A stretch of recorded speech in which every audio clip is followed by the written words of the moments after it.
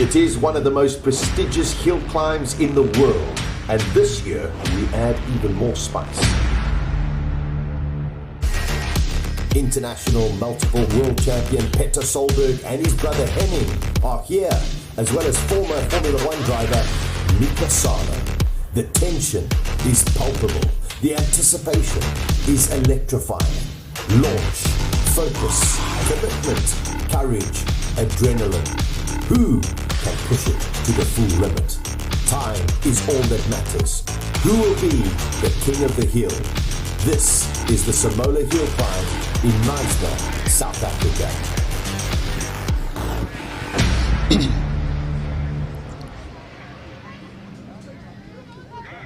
Greetings and salutations, race fans and hill climb lovers, and welcome to Simola 23. It's the beginning of 2 days of our great coronation ceremony. Tomorrow afternoon, we shall crown 3 kings of the hill. Straight away, we're going right away to Sasha Martiningo in the box. Have a great day. There we go, Colin. I must say, it took me a while to figure that one out. Brilliant. Very good morning. Welcome. It is Simola HillClimb 2023, and as they say in the classic, stuff is about to get serious. Especially today. Oh, it is unbelievable. Just to let you know what's going to be happening during the course of the today, we have got 4 free practice sessions for all of the drivers. That'll take us up until a lunch break. Thereafterwards, this afternoon, we have got qualifying 1, qualifying 2, and qualifying 3. We have a gaggle of commentators with us. Joining me, sitting right next to me, the legend of motorsport. Unfortunately, not racing this year, but he's going to give us his brilliant insights into the action is going to be. Franco Di Matteo. Franco, always good to see you. Great to have you in the box with me. Oh, thank you for having me, Abad. Sasha, I think this year is going to be fantastic. Looking at the quality of cars out there, the guys have actually stepped up their game, and I think it's going to be brilliant. So let's see what happens. Yeah, it is going to be phenomenal. Also, we've got a little bit of more international flavor this year. We've got Peter as well as Henning Solberg, Peter Solberg going to be going up in his WRX VW as well. And also, we have former Formula One driver Mika Salo, who's going to be in one of the AMG Mercedes. Also, let me just tell you, these cars are monsters. And speaking of monsters, we have from the most amazing YouTube channel, and if you don't follow it, please go and follow Hill Climb Monsters. Rodrigo de Oliveira joining us all the way from Portugal. Rodrigo, great to have you. This is what we've been waiting for. Can you feel my excitement? How excited are you? I am very excited indeed. It is a great pleasure to finally reach this day and watch the monsters in action, and what a show we have on our ends. Can't wait, and definitely the international flavor will spice things up. Without a doubt, Rodrigo, and I mean your insights as well. You also are a big fan of the Simola HillClimb. You regard it as something rather unique. Yes, I do. Quite a lot, too. There is a lot of unique characteristics to this hill climb, from the bit of road used, how important launches are, the type of cars that thrive on it, the uniqueness of the cars, the whole entry list. It's interesting from top to bottom. So, and it's a fan favorite both online and and in person. So all the ingredients are there. Yeah, I got to tell you, the fans are already coming in, Franco. Lots of people expected today. This morning, very, very overcast conditions. It seems to be clearing. I'm no meteorologist. They're predicting maybe a little bit of rain tomorrow. But today, it's all about getting the feel, the setup of what that road feels like. Yeah, I think earlier this morning, and I was speaking to some of the other drivers, and they all got the same suggestion. I mean, the top drivers, it's going to be quite slippery this morning. I mean, the dew that's on the track, and it's cold. But I think by the second run and third run, it'll really come back to life again. Yeah, very much so. We are already into our first qualifying session. We'll get to some track action in a short while. But Franco, yeah, we got some cars in the track. That looks like an Audi R8. Right. We've got road-going cars from Suzuki Swift Sports to electric BMWs, and we'll talk about BMW because it'll be a big celebration weekend and year for them as well. And then, of course, we've got single-seaters. And then, of course, the true monsters. Tons of Nissan GTRs coming out there. It's just a whole bunch of fun. Now, like I said, these guys have actually upgraded their cars. I mean, from last year to this year, the guys have really done aero, horsepower. So, yeah, we'll talk about it as we go along. The interesting thing, there we go, there's a little Suzuki Swift Sport. I'm very disappointed they didn't ask me, Franco, because that's the car that I drive. Oh, we could have used this as a rental. We could have entered them. There we go. There we go. A little Suzuki Swift Sport going up the hill as well. Just to give you an idea, if you're new to hill climb racing, this is basically you against the clock, Franco. It's very different to circuit racing or rally racing. This is you. This is courage, commitment, focus, adrenaline. Well, it's you, the clock, and the mountain. I mean, it looks like a flat road, but believe me, it's not a flat road. It's actually a hell of a uphill all the way. So, yeah, you got to commit, and you only get one chance. It's not like circuit racing where you have got 10 laps of catching up to do. Yeah, you've only got one stint, and that's it. If you don't do it in that stint, you're out. You go to the next, or if you make it to the next, yeah. Rodrigo, let's in Europe they have a championship when it comes to hill climb racing. Do you get cars like this on our screen, just normal road going cars, or is that not part of the agenda in Europe? We have many championships because each country has a national championship, and then there's an overall European championship, which curiously there's a round, Spanish round. It's being held this weekend too, and I have some guys filming there. But there are some road-going car classes on some championships. On the European Championship, for safety reasons and because the entry lists are too long, they are excluded. But for example, on the British Championship, the German Championship, they are very prevalent. Okay. Rodrigo, I know we are just getting into this morning's action. Do you, out of the entry list that you've seen, do you have a favorite for yourself? It would be a bit unfair given I know some of the drivers too. Well, and speaking of which, you have Di Matteo there with you, and he was one of my he was driving one of my favorite cars last year. For this year, I am very partial to Peter Zille's MR2 and the R34 of Van Zoomer. Okay. Wonderful. So you see, Franco, you should have been on the track. Should have been. Yeah, Franco. Listen, your prediction, and you know, we got to take the single-seaters out because they're in a sort of class of their own. We're talking about the real monsters out there. Who do you think it's going to be between? There's about 5 guys that I was thinking about it last night, and those 5 guys could be anybody. If I start mentioning names, should I mention, man? Mention, I need to know. Go ahead. Of course, Franco Scribanti is one of them. Yeah. Okay. Reggie Roots. Yes. I was speaking to Wayne because I have Wade van Rummelen, and I've been racing with that man for many years, and I know what he's capable. Yeah. So I actually had a good chat to him to get his head right. Because it just gets lost. He's a little bit of a dark horse, but I think he's there. All right. Joubert brothers don't disappoint. Don't throw them out, because if they can put it together, they will be up there. Yeah.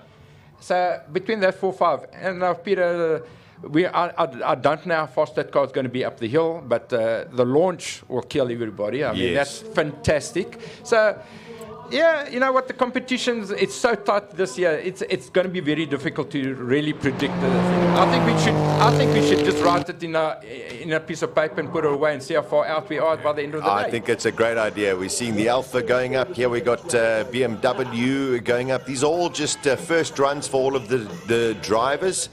We're going to see how everybody goes. At the moment, Garth McIntosh is the fastest man. That is in the McLaren 720 S, which is just a beautiful car. You've got to be pretty brave to take your, 7 million rand car up a hill.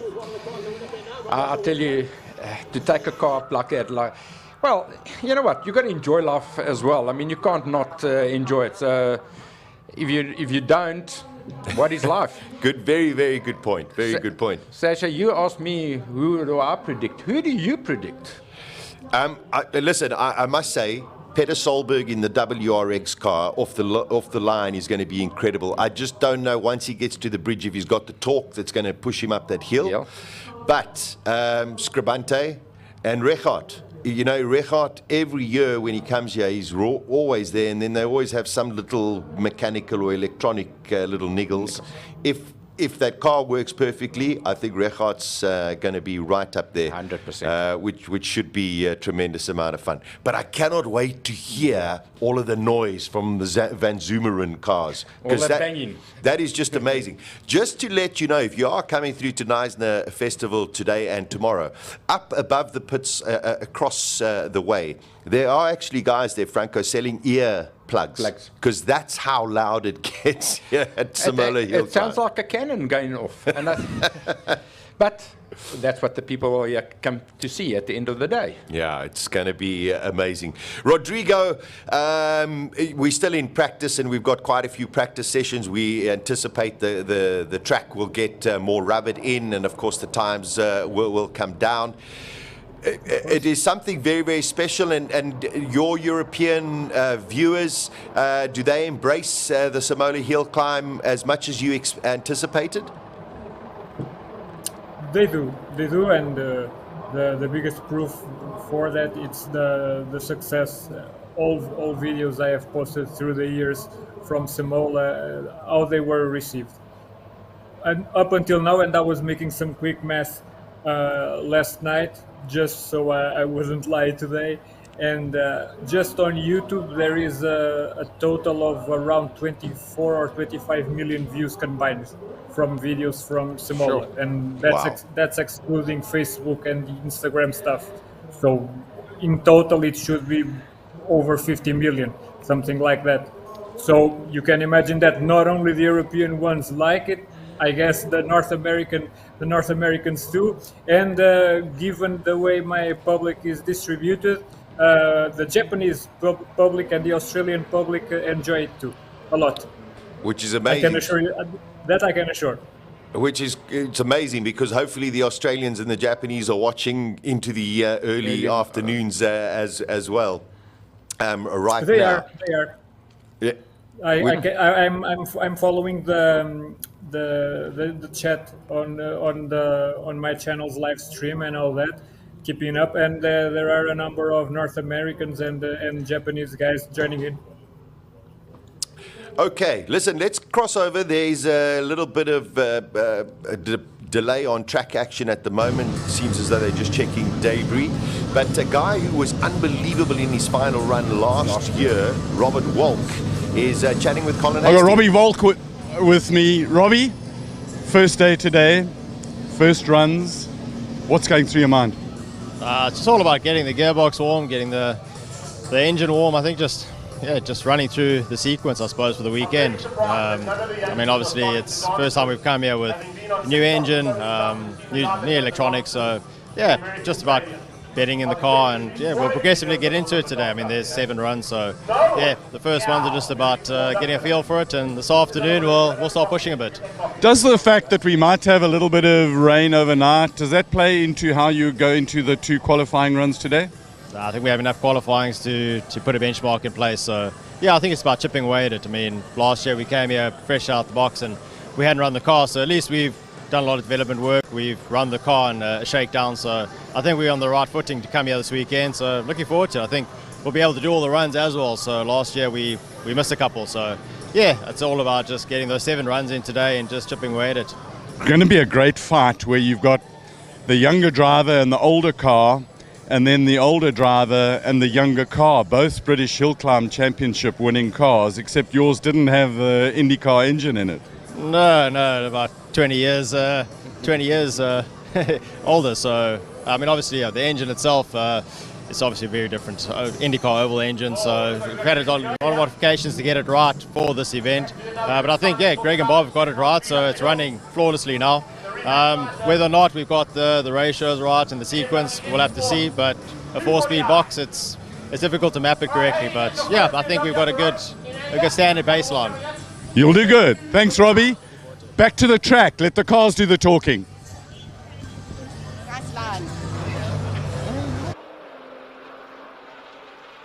He's back on track. Here we go, one of the BMWs. Just going through some of the comments that are coming through on the Hill Climb Monsters YouTube page, as well as our pages as well. Steve says, I've yet to make it to the Hill Climb, but I was in Neisner 2 weeks ago and drove up the hill. To put it into perspective, the rental car I was driving had to go up in second gear. It's steep. Like I said, it looks like it's not such a hill. It's actually a mountain. It's not a hill, it's a mountain. It is, and I mean, Franco, you're very experienced. You're a class winner at the Simola HillClimb as well. Just going across the finish line, there we go, pretty rapid pace from the BMW. It is something where you have to be very, very careful with your setup, because you have what you call like negative camber corners. Yeah, you know, first of all, it's quite bumpy, so it makes it very difficult. So you can't make the car too hard. And then you get negative camber, where you want the car to be stiff. So you got to get that car balanced out. Otherwise, it just doesn't go where you want it to go, you know. And this is one of the most, look at that sideways. Nice. Yeah. Nice and sideways. So this is one of these tracks that are a driver circuit, a driver hill, and you got to pin it and you got to keep it on the black stuff, and that's very difficult.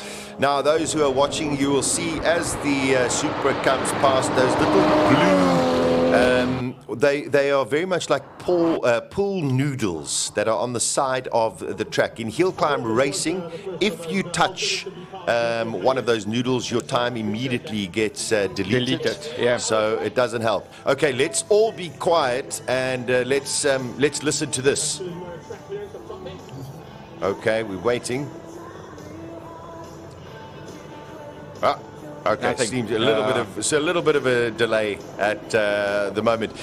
Rodrigo, let's ask you, because we have BMW who are celebrating 50 years in South Africa. The only mark, or the first mark out of BMW stable to actually have a manufacturing plant outside of Germany. They're an incredibly popular brand in South Africa, and they're running a whole lot of electric vehicles this weekend. Is the electric vehicle market something that is growing in Europe in terms of hill climb racing, or not at all? There were some attempts, but it's not easy, because even the rule book isn't very forgiving now about them. I know a couple of guys who tries to bring some Teslas, and curious also some BMWs, but until now there are some issues.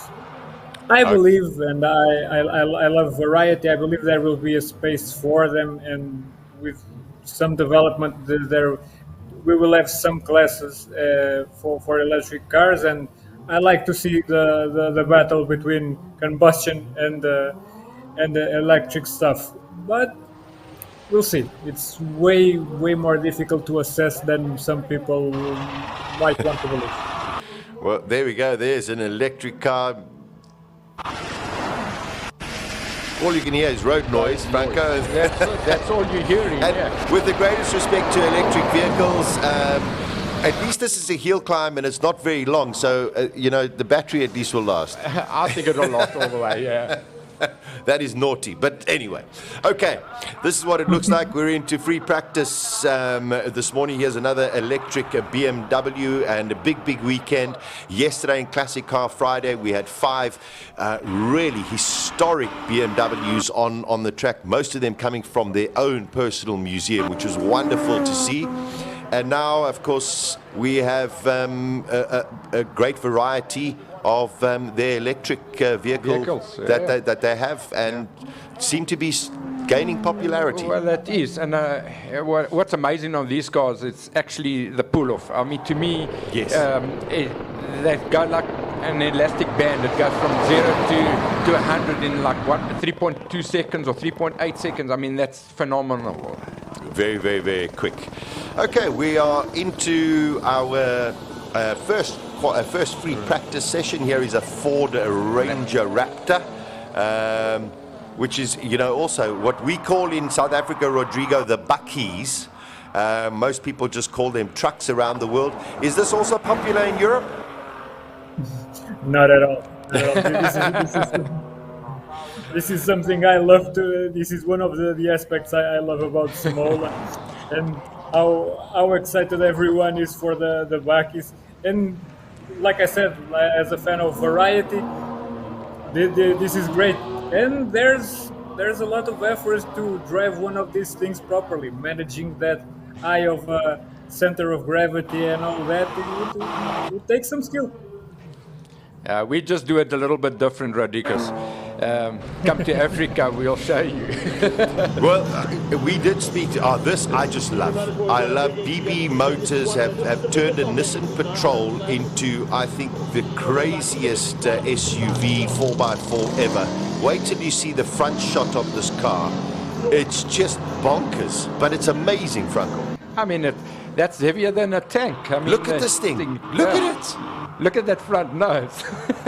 And I think it's got like a bazillion horsepower. Yeah, they've upgraded those engines and turned the power to max. That cannot be the easiest car to navigate up a hill. You must understand that all race cars are very low. That's so top heavy. I think the guy's been around here a few times just to make sure that he can get it up the hill. No, listen, it's wonderful stuff, and really.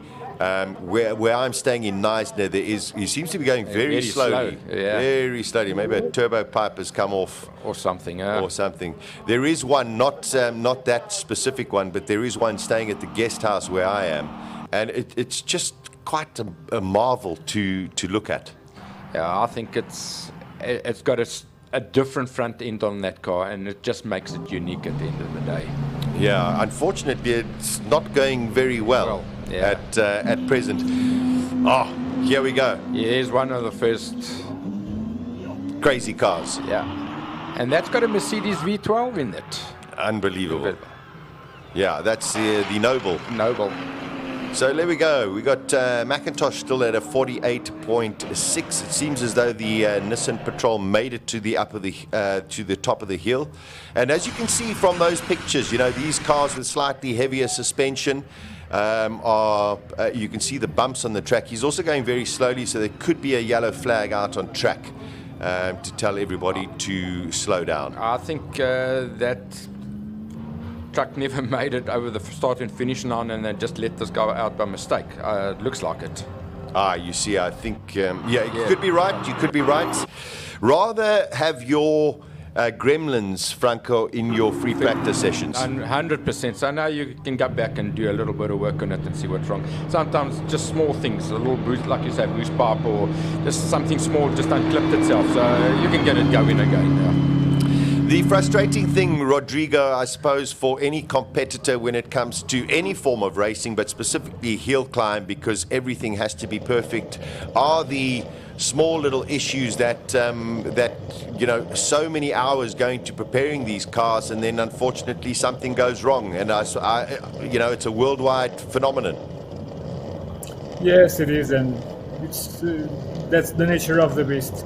Motorsports are just like this, and HillClimb racing even more so, because you can be a whole year preparing a car, grabbing all the horsepower, all the air, all the setup, vehicles and all that, and when the day comes, this little thing can happen and all the effort goes down the bridge. But on the opposite side, when things go right, I don't think there's many other things in life that can bring that much joy.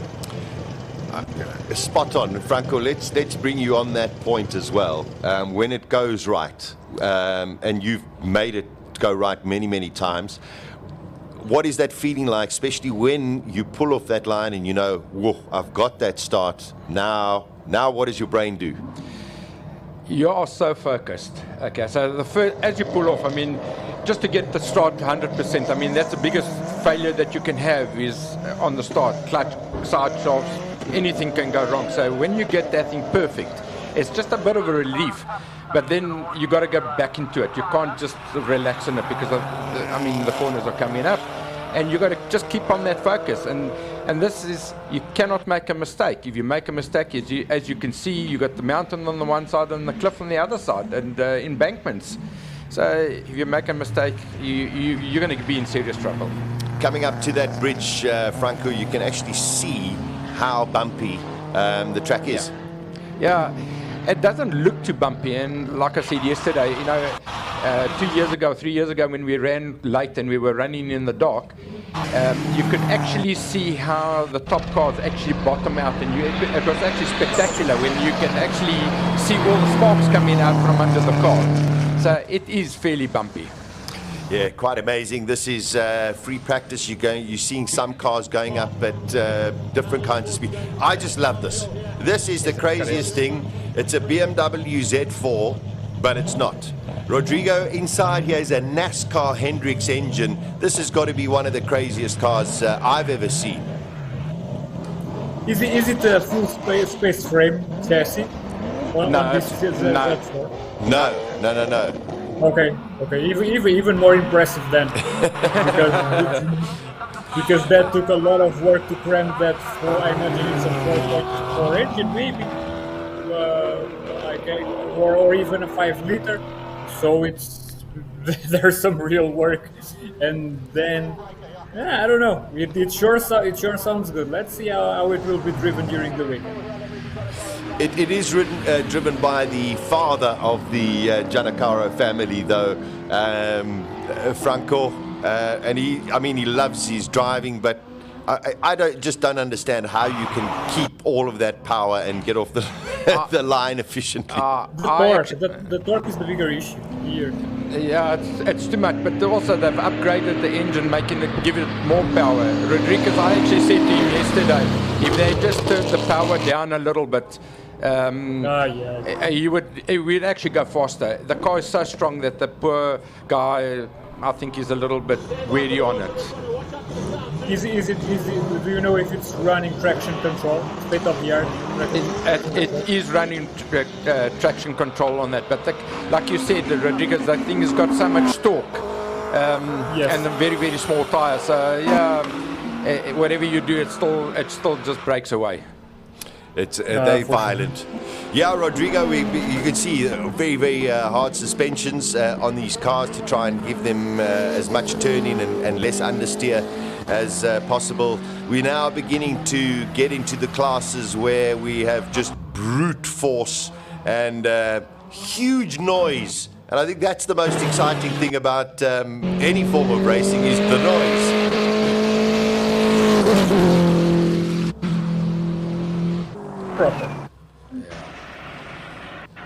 45 straight off the bat. Yeah, that's the fastest time. That's a pretty decent time. Anton Cronier. This is a very impressive. This is a Polo, custom built. It's not built for any class of racing. Besides, just the person who built it wants to know how fast he can make a Polo. So very, very impressive. When you see it from the front, you'll see all of the aero that it has on the car. It's got this massive wing on the back, and quite a fun looking vehicle. Well, the guy that actually built this actually did a fantastic job out of it. I mean, if you look inside and everything, you can actually eat out of it. And I just hope he can drive it the same as what the car looks like. But it's actually a beautiful car, that. Yeah, stunning vehicle. I think taking a little bit easy going up on the first run. Just make sure everything It would be is very working. popular in Europe. Yes, I think so. This is a kind of car that I think would be attractive anywhere in the world on a hill climb. A lot of fun. You can actually see, like I said right in the beginning, that the track is a bit damp and cold, and you could see that car sliding around a little bit. Okay, he's on a 51.37. That should put him second on the line. Here is a talented young driver, part of the VW Academy, Jonathan Mokotsi. Races in the GTC series in South Africa, and this is one of the Golfs.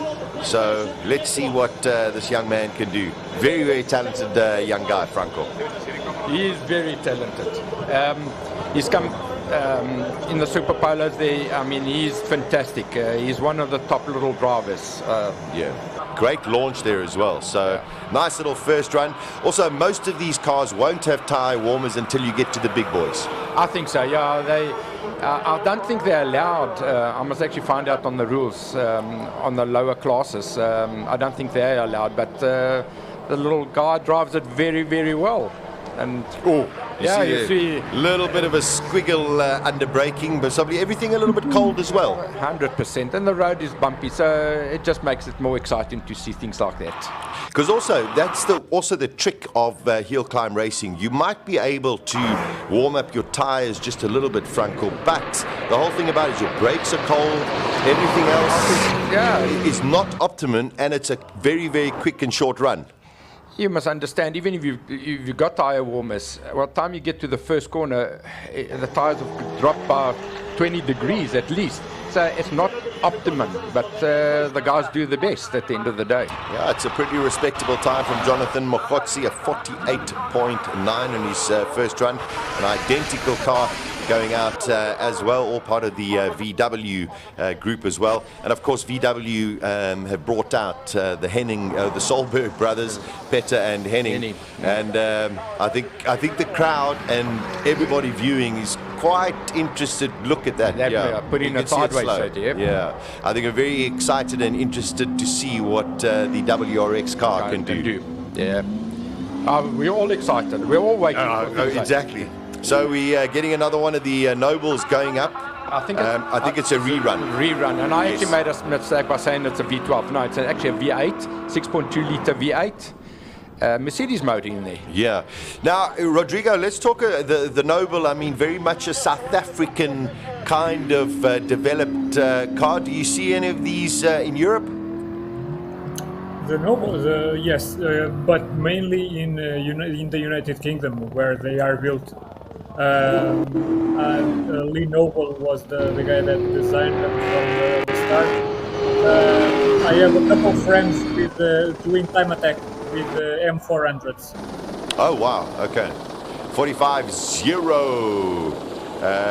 Very nice. Peter Hubert. Now, is this Clint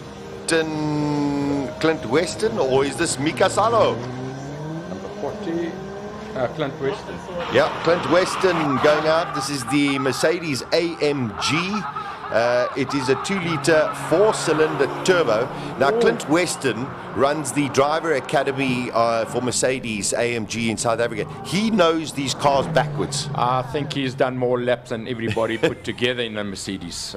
Without a doubt. And he's a brilliant driver, so it just all works together at the end of the day. So let's see what he can really do.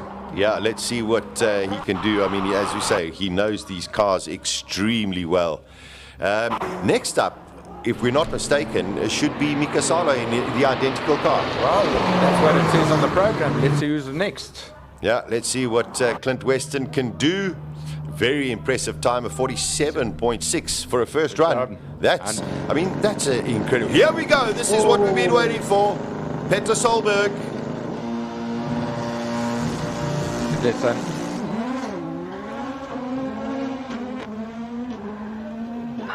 Impressive. Let's just listen to this. Let's listen to this.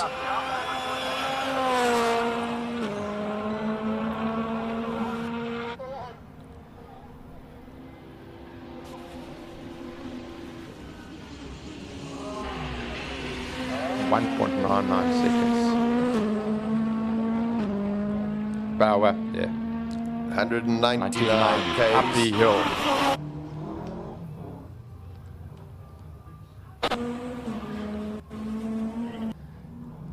Yeah, he's not holding anything out there. Holding back, nothing there. He's just saying, you know what, I'm in South Africa, I'm going to do something.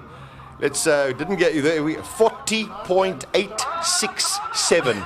40.867. That scared that VW off the track. That is a first run. I think he's given up. He's just not going home. That is unbelievable. I mean, that's Rodrigo. That is what we've been waiting. I've got cold shivers. That was insane. I was keeping quiet when you were talking about the polo earlier, because I am quite familiar with the car, having seen it quite a few times during its rallycross era. The only limitation there, I think, it's how much the VW mechanics are willing to let go of the restrictors. If they really want to let them go and let the power creep upwards, and I'm sure they will, we're in for quite a show. I cannot stop laughing. I just want to give a perspective of this time for people who are watching maybe for the first time. He's done a 40.8, which is the first run of the morning on a pretty cold track. Okay. Slippery track. Everything's a little bit cold. That is probably the 4th or 5th fastest time that has ever been set. Yeah, I mean, a few years ago, I finished second overall, and I did a 40.2. This guy goes out on the first run, and he does a 40.8. That's why he is Petter Solberg. Rodrigo, and I know we spoke last week, I so wish you were here with us in Neisner, and we've got to definitely pencil it in for 2024, because you've got to come down and feel this excitement. Even though we're stuck in a room, we're very close to the track on our right-hand side. I really wish you were here with us. I wish to, and that was the plan initially, but life got in the way in some manners, sadly. But there will be more opportunities, and hopefully not only once. I will try to make it a habit, because that's the kind of show a guy like me just doesn't want to miss. Oh man! Well, I know you are such an advocate and an ambassador for HillClimb racing, and such a fan of Simola. So it is a real privilege to have you along with us. And I mean, the day has only just begun, and we've just seen something remarkable. So it can only get better. If it started off like this, I'd like to see by the end of tomorrow what it's all about. I promise you. Wow. I mean, and to think about it, I don't think that Peter has ever been up this hill. He's never. I mean, that was the first time he's ever driven up here. And you know how difficult it is. Well, clearly. Okay, not for him. Yeah. Here we go, another one of the road-going cars. It's become quite popular in South Africa, the Hyundai i30N. Yeah. Very, very good-looking car, and got some impressive power. Very impressive power, and very, you know what, very well priced as well. I mean, it's a fantastic little car at the end of the day. A friend of mine drives it, and they're very impressive. Very nice. 160 k's an hour. Only 39 slower than Petter Solberg. You know, what's 39 k's between kph between some friends? I think it's just remarkable. I'm sure there are a lot of giggles in the pit lane at present. Everyone looking at the timing screens, going, "What? What was that?" I think there's more than giggles in there. I think there's more like worry, because I mean, if this man does it on the first run, probably old tires and all sorts of things. If they're going to take the boost up a little bit more, I think it's going to be fun. It's going to be fun. You guys Wonderful. have no idea. Yeah, that's for sure. This is a Scooby with a huge wing on the back, going to be making its way. So the gap at the moment in Class B3, something squirreled there. Petter Solberg is in Class B3. Anton Cornier is also in Class B3. Only 4.17 seconds over Less than 2 kilometers. Yeah. It's wonderful. You must understand the acceleration on that car is, and the guy, we saw he can actually drive that car to its limits on the first run. This is not going very fast. Nah, I don't know what's happening to her. Yeah, not going very fast at present. Maybe a couple of little niggles. But the whole thing is, it's first free practice. You got to try and iron out any kind of issues that you have, and these things do creep in at any unforgiving moment. Seems to be a little bit more pacey coming up the top end of the hill. Just under 1 minute for the Subaru. Let's get back. Yeah, this is the Proper machine now. yeah, this is crazy. Rodrigo, you know this one? I know it quite well. Charles. It's the J35 powered Exige of one of the Joubert. But Yeah, that's shoulder bear, yeah, with a Honda engine in it, Rodriguez. Yeah, it's the J35, which is a V6 from Honda Accord. Not the most usual swap, but a very effective one when joined by a very big turbo. yeah, giant turbo, and they really push the boost up on those cars. and a giant rear wing as well. Yeah. Quicker through the section than Peter Solberg, but 43. Yeah, yes, pretty decent. Yeah. Pretty decent. Charles Joubert. For his first I think run. the gauntlet has been thrown because after Peter got such a low chrono, everyone just feels the pressure, and we'll see the fastest first runs ever in Simola.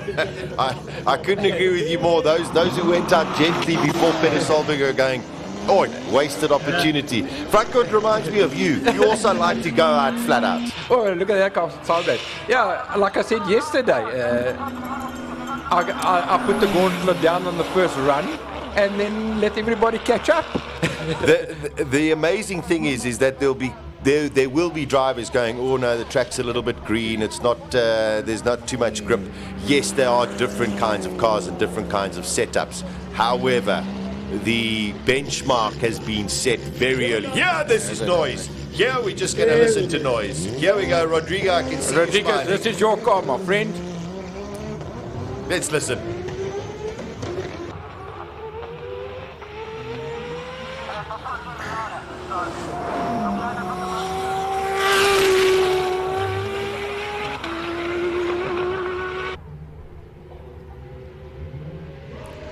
For once, he's not running off the circuit, eh?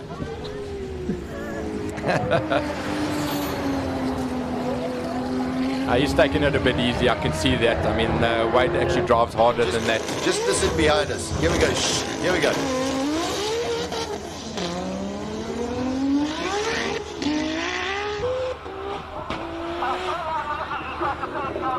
They're not banging as hard as last year.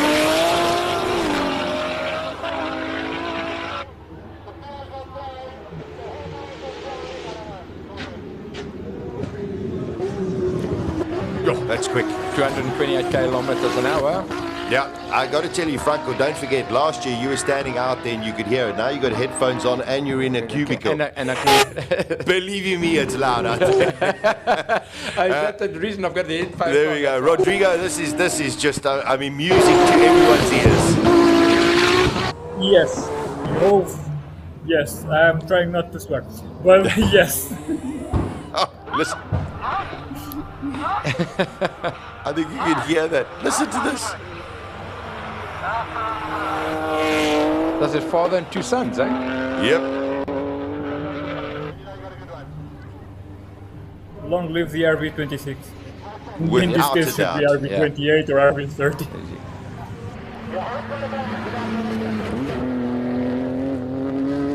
Yeah, this car's not that modified like the father and the other Wade's car. Yeah.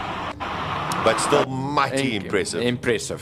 Very impressive. Martin van Zumeren did a 43.9. Wade did a 44.7. So, yeah, they're also laying down a couple of gauntlets, but Charles Joubert is a full second faster than those others in their group. Oh, it's Peter another Zilli one. did the 44. We did not see him.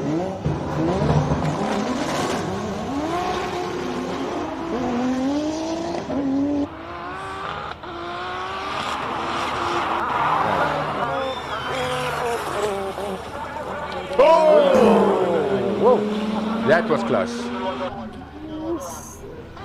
I mean, tell us a little bit about that corner, Franco, because you can get it horribly wrong there. That corner is actually deceiving because you think you could go flat out through there, and it's negative camber on it. So as soon as you go off that, on the positive side of the road, you actually on the left-hand side, you're actually running off the circuit, and there's no way that you can hold it back. So you just be very careful of holding it on line. And it seems, listen to that turbo, it seems as though like that mountain all of a sudden is pulling you towards it. Towards the Still very impressive. 100%. Very impressive.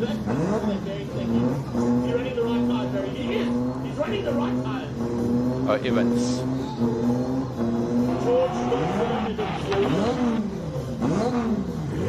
So what I'm actually going to do is I'm going to open our door.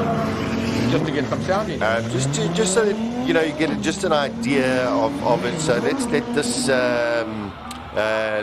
GTR go up, and then for the next one, because we've got Reggie Roots coming up in a short while, we've got Franco Scribante coming. Are coming through. Yeah. So I'm just going to open up the door a little.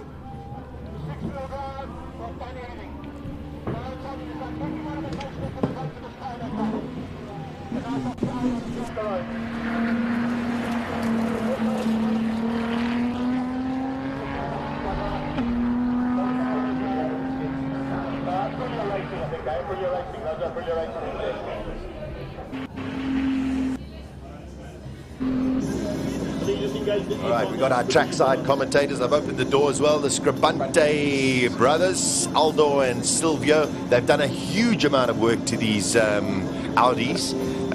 Much lighter. They've got a bottom floor in it as well. These should be a lot faster than last year. I think so, because they've also gone through sequential boxes and that. So I was speaking to Aldo, and he says he's not used to the sequential. It makes it a little bit awkward, but he'll get used to it. And they've done a lot of aero on it as well. Sounds awesome. Damn impressive too. Yeah, I think you can hear it a little bit better, Rodrigo. Does that? Are you picking it up? Oh yeah. But I was saying these S4s from the Scribante brothers, they sound damn awesome. The cars are very fast, and they're good drivers as well. I mean, Sylvia just won the SAES championship, so Yeah. guys are good. Now that's some noise. That's a R8 Audi, super impressive vehicle in any kind of guise. You know, road going, on track, brilliant car. A little bit sideways. It seems as though this tire's a little bit cold. Aldo Scribante goes up in a 44.6. I think Peter Solberg has, as Rodrigo said and you've said as well, Franco, I think he basically said to everybody, you know what, we're coming here to race. So you know what, forget about this pussyfooting around. Yeah. Here we go. Franco! Well, now we'll get a good indication of who's who. I mean, this car is just bonkers, but beautiful. That's crazy with that big wing, but that seems to work. It actually works for Franco. I mean, the horsepower that he's making and the handling, it seems to work for him. And incredibly, I just love the color. He's changed the color. It's got this military green look to it. Very impressive. I like it with the door open. I don't know what our director thinks, but I'm very happy with the door open. Well, it gives us a bit of insight what's going on the outside. Franco Scribante pushes in a 42.6, so that's pretty impressive. Not bad for his first run. Yeah, he's lying second at the moment. Rodrigo, you've been following the Franco Scribante and his Nissan for quite a few years. Still a very impressive monster vehicle. It is, and I think there's still quite a lot of potential to one part on that thing. There's so much power. It's so difficult to put all that power to the ground, even the air, while it works. It's a bit experimental, so there are a lot of ways that they can improve the car, and with that much horsepower, there always will be. But I think that's part of the challenge, and I think with Marco, one of the engineers of the car. There's Reggie Roots, and we anticipate a big battle between him and Franco Scribante this weekend. I think the main race is going to be between these two cars. If nothing goes wrong with them, I think it's going to be awesome. And I think Reggie is going to do the same as what I would say, just put the gauntlet down and see if we can do something with Peter. Looks like he's going for it. Yeah, and that is Regart's style of driving as well. He's like me. He's not going to hold back on the first run, just to make sure. And believe me, he's no ways. Yeah, bro. Rodrigo, how is that for a first time? God damn. Like I said, this is the fastest first run ever on Simola. 39.5. That's 3 seconds quicker than Scribante. Scribante's best time around here is a 38. I've just lost my. Is a 38.1. And this is his first run, and you must understand that Reggie Roots has been practicing on those tires at one of the tracks. So those aren't even fresh rubber? Tires, no, it's not. And I know they've done quite a lot of laps on them. So, man, this is just, you couldn't start the day better. You couldn't start the day better. Imagine how it's going to end. Now, this is one of the backdrafts built in Durban that have got a turbocharged motor in it. And Mike McCaughlin is going to see what he can really do with it. You can hear that turbo singing along. It looks like a difficult car in terms of handling, but it looks light. It looks right. They're nimble, but they make so much horsepower, and the chassis is not really built for that sort of horsepower. But you know what? The guys have actually done a good job at this end of the day.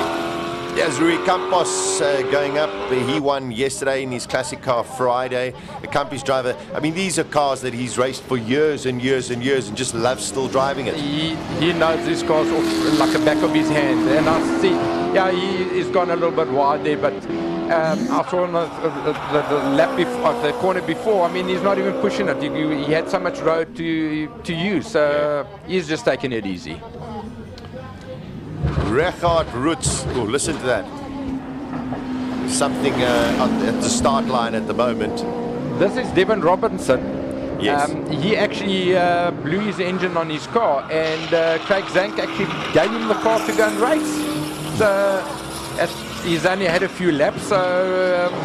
that's not looking good. That's a tire rubbing or turbo going, one of the two.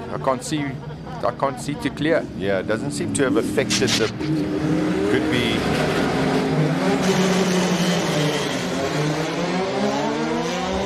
I thought it was one of the open wheelers.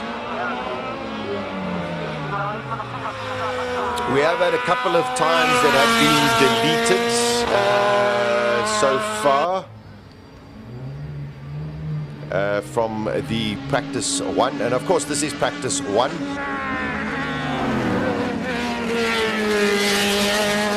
Only a few cars, and I mean, we have an incredible 83 cars in the King of the Hill for today, and then of course tomorrow, once we get into the class finals, we bring it down. But 83 cars this year. Yeah, but to me, it's the level of the cars that actually are very impressive. Very much so. In the last 5 years, I think this is one of the best I've ever seen of guys upgrading their cars.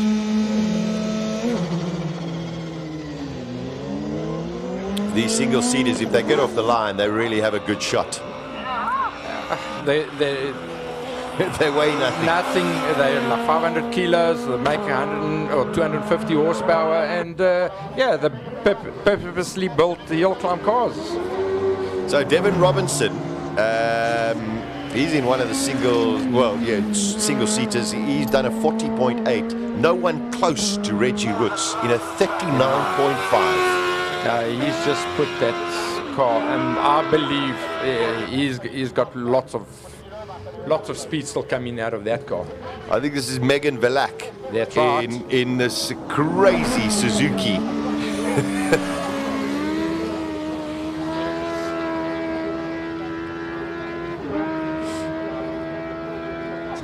All right, Megan Velak. Rodrigo, do you know anything about this little crazy Suzuki car? Yes, I do know. We have quite a few here in Portugal. We have a whole championship of rallycross before, and I have a nephew who is watching races on that championship with one of those things. Crazy, wonderful. Robbie Weyer. And yes, this is a relatively old car, but if he gets this right this weekend, I think he might be able to challenge someone like Andre Bezuidenhout. That's a purposely built car for HillClimb. They bought the car for the engine, and the next minute they've taken the engine out and put it into another car, and they've actually got a Toyota Infinity. A Nissan Infinity, Nissan Infinity. V8 car, V8 the motor in there that revs to 11,000 RPM. Incredible. Here's Ian Schofield, very, very slow off the line. He had a brilliant day yesterday, Classic Car Friday, but he's going to go there. Robbie Weyer has gone fastest at 39.3. That's 2/10 quicker, but that's a great start. And that's going to lay down also a marker for Andre Bezuidenhout. 100%. But wait, Andre Bezuidenhout will be there. Yes. Rodrigo, single-seater cars in the hill climbs in Europe, is that also very, very popular? Oh yes, I just don't. My channel is not focused on them, but they are massively popular. Both the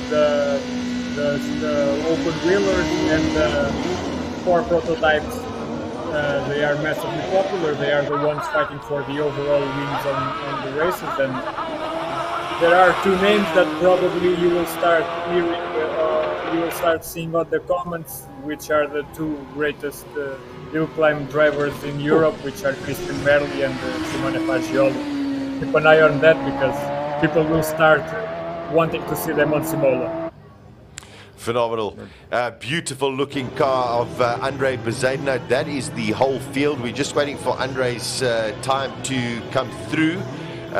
Wasn't spectacular off the line. He goes fastest. Oh my word. A 37.2 for Andre Bezuidenhout. And I must do. Peter Solberg shook up this field in such a way, and Rodrigo called it and said this is going to be the fastest practice one in the history of Simola. That was impressive, Rodrigo. It was mighty impressive, I have to say. Wonderful, wonderful stuff. So, sure. Andre Bezuidenhout at 37.2. Last year, his fastest was a 34.1. Okay. That's the fastest anybody's ever been. Yeah. Ever. Robbie Weyer second. Reggie Roots, just to give you, we got a little bit of inside information. No launch control, okay. No new tires. So and he pumped in a 39. A 39. You know, in the last 5 years that I've been racing here, I have never ever seen any car break the 40s on the first run. Usually it happens on a Sunday. On the last run. Wow. I'm actually shocked. I mean, that's the level of preparation that these guys have put into their cars. And yeah, there's the results. It's wonderful stuff. So, Rodrigo, what happens now, and I'm sure you're familiar, but maybe for those who don't know, all of the cars are now at the top of the hill, okay, and once scrutineers have said, okay, they all make their way down the hill at a very, very slow pace, back into their pit garages, and then from there we go into, we have got second free practice. Okay, so that's what's going to happen now. Yeah. Fortunately, no incidents. We just saw the one Golf go off the track. on its own steam. So something actually went wrong in the car. There were one or two cars, Franco, that seemed to be a little bit slow up the hill. So a couple of little niggles, and hopefully they're small little issues that they can get fixed for the next run. Yeah, I just, to come all this way, I mean, guys have come from far. And just to come here and have problems after problems, you don't really want that. And I don't wish it on anybody. But, small things do happen. Yes. Let's fix them. Let's get back onto the circuit. Let's go again. It is amazing, and we've got a wonderful crowd out here ready on this Saturday morning. Let's cross over to our wonderful, majestical roving reporter, Colin Hasty. He is in the pit lane at the Van Zumeren garage. Rodrigo, you'll be happy to hear what they have to say. Oh, yeah. One of our favorite drivers, Wade Van Zumeren. Spectacular as always, but that's just a warm-up. That's a sighter. Yes, no, just to get used to the track again. It's been a year since we've been here, so just taking it easy, just to get a feel again. What have you done to the car since last year? Change a few things, the turbo and that, so hopefully it drives a bit better, and then we'll see by tomorrow if it's working.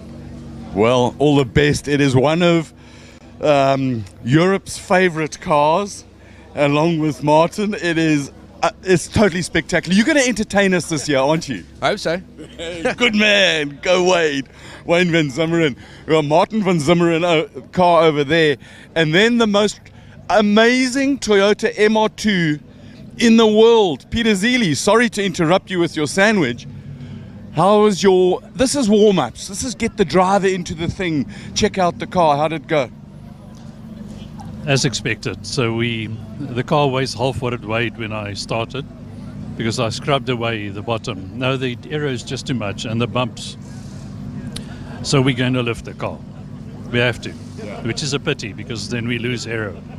Well, it's one of those, you've got 5 runs today, and it's one of those where you've got the balance. Do you want the aero or do you want the bounciness, and which will bring you the time? You won't know until you've tried it. I want the car to be in one piece. We want you to be in one piece as well. No, but it's working. So it's got loads of grip. So I'm looking forward to it. Awesome. Thank you, Peter. Good luck. We're going to go this way and try and show you the cars as we get here. Martin Van Zumeren. How are you? Are we great? How are you? Oh, very good, thanks. Good to be back here. It's so nice that you brought one of my favorite cars with that exhaust at the start line. Is magnificent. Enjoying it, yeah. At least we got it going again. We had the same problem as we had the previous year, but at least Steve Clark managed to sort it out for us. And you've got it sorted now? Yes, we're happy. What sort of times do you expect to get down to? Well, I hope we can get to low 40s, but it's a bit bumpy, but we'll try our best. But you're going to entertain us. That's the main thing, so have fun. Lovely, good man. Thank you, Martin. Martin Van Zumeren, Franco Scarpanti just come back. We're going to try and go up here and show you even more of the cars. We have a look at...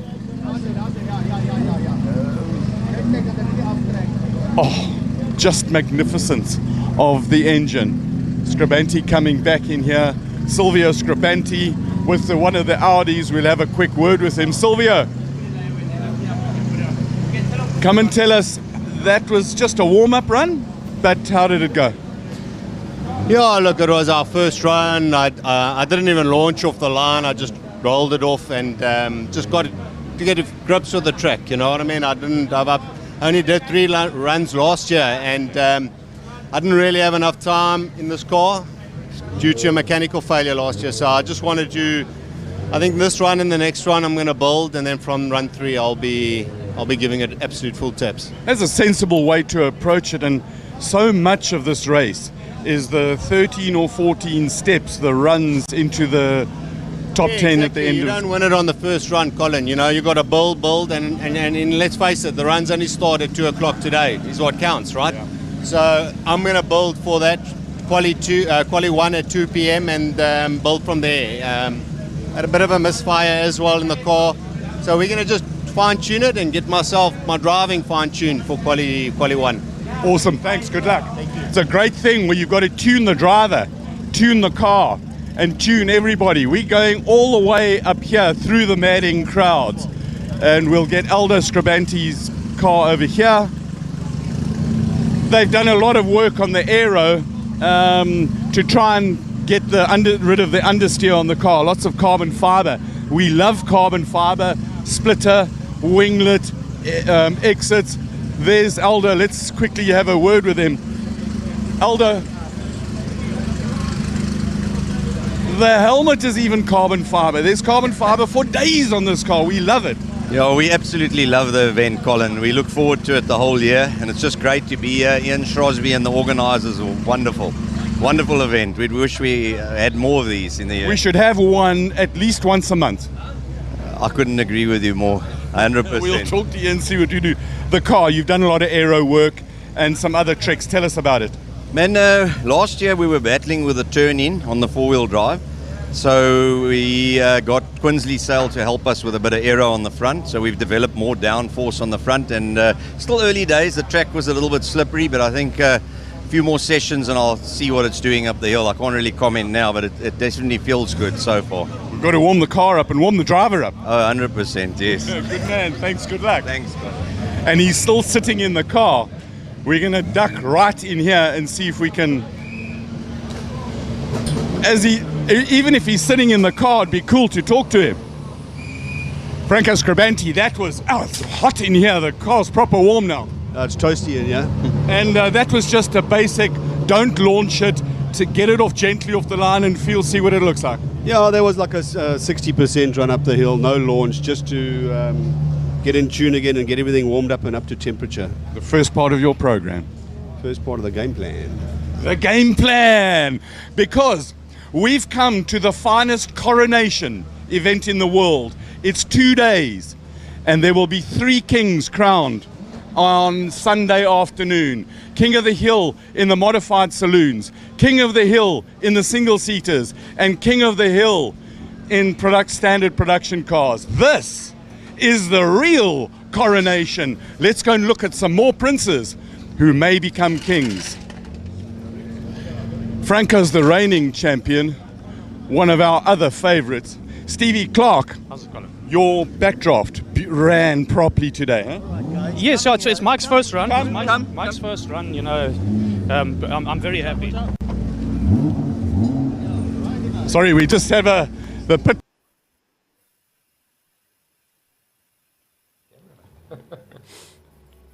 Boy, something happened there. There's so much excitement in the pit lane over there. I hope Ari, our cameraman, is okay.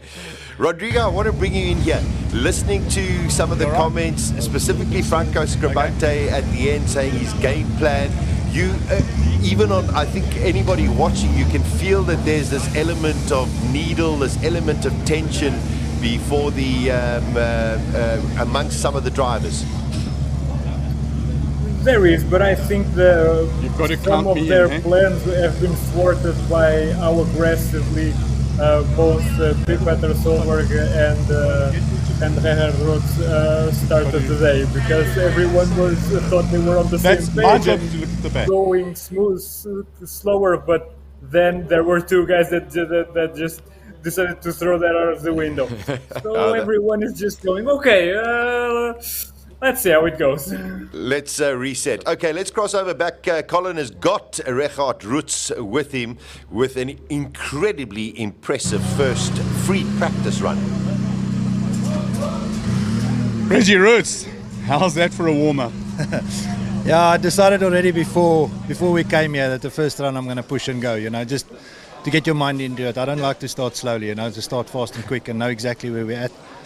And it's all good. It's exactly how I predicted the car to be, and we took some gambles and they paid off. So I think we're in for a shot. I think you and Peter Solberg had a similar kind of thing. Just put it out there, lay down a time and show us what you got. Yeah, look, when I saw him go, I knew, no, I have to. You know, it's duck or no dinner. You know, I know it's early days, but it's nice just to get into the groove early. You know where we're at. Car perfect. What adjustments you're going to make for the next run? You're going to wind it up a little bit? No, the booster's all good. We're running quite a bit of boost, and that's the engine's strong. I've got a little bit in hand for tomorrow. little tire pressure changes, dampers, maybe slightly the right height. It's just bottoming slightly, but nothing big. We're there. We're in the ballpark. And even if it was big, you're not going to tell me, really, are you? No, I won't tell you. It's duck or no dinner. Go, you good thing. While we're here, Mike McLaughlin, your Euro HillClimb rookie. Yeah, that's it. So's your car. It's got the LS7 in it. You've just come off leading an SA endurance race on legitimate pace, passing a proper GT3 car. How does that same endurance car go up a hill? Yeah, I'm impressed. The cars, it felt good. Reggie was giving me some tips last night, and the one thing he said is that everything comes up like a lot quicker than you think. So I just need to get my orientation right. The car felt really good. It wants to go. So yeah, we just start off on a sort of just a solid foundation, and we'll hopefully build on that for the rest of the weekend. Lovely to see all the backdraft boys here, and Tony Martin. It would have been nice to have Brian Martin, but apparently he thinks golf is more important than motor racing. Yeah, please have a word with Brian. We will, definitely. Good luck. We'll talk again. We're going to go out here, and Ari, for those of you who may have seen, we had some interesting encounters with racing cars in the pits, because the pits is a busy place here. Before he even gets out of the car, Rui Campos, that was a nice warm-up. It was a good start for you. Yeah, look, faster than last year by a second on the first run, so I'm a lot lighter.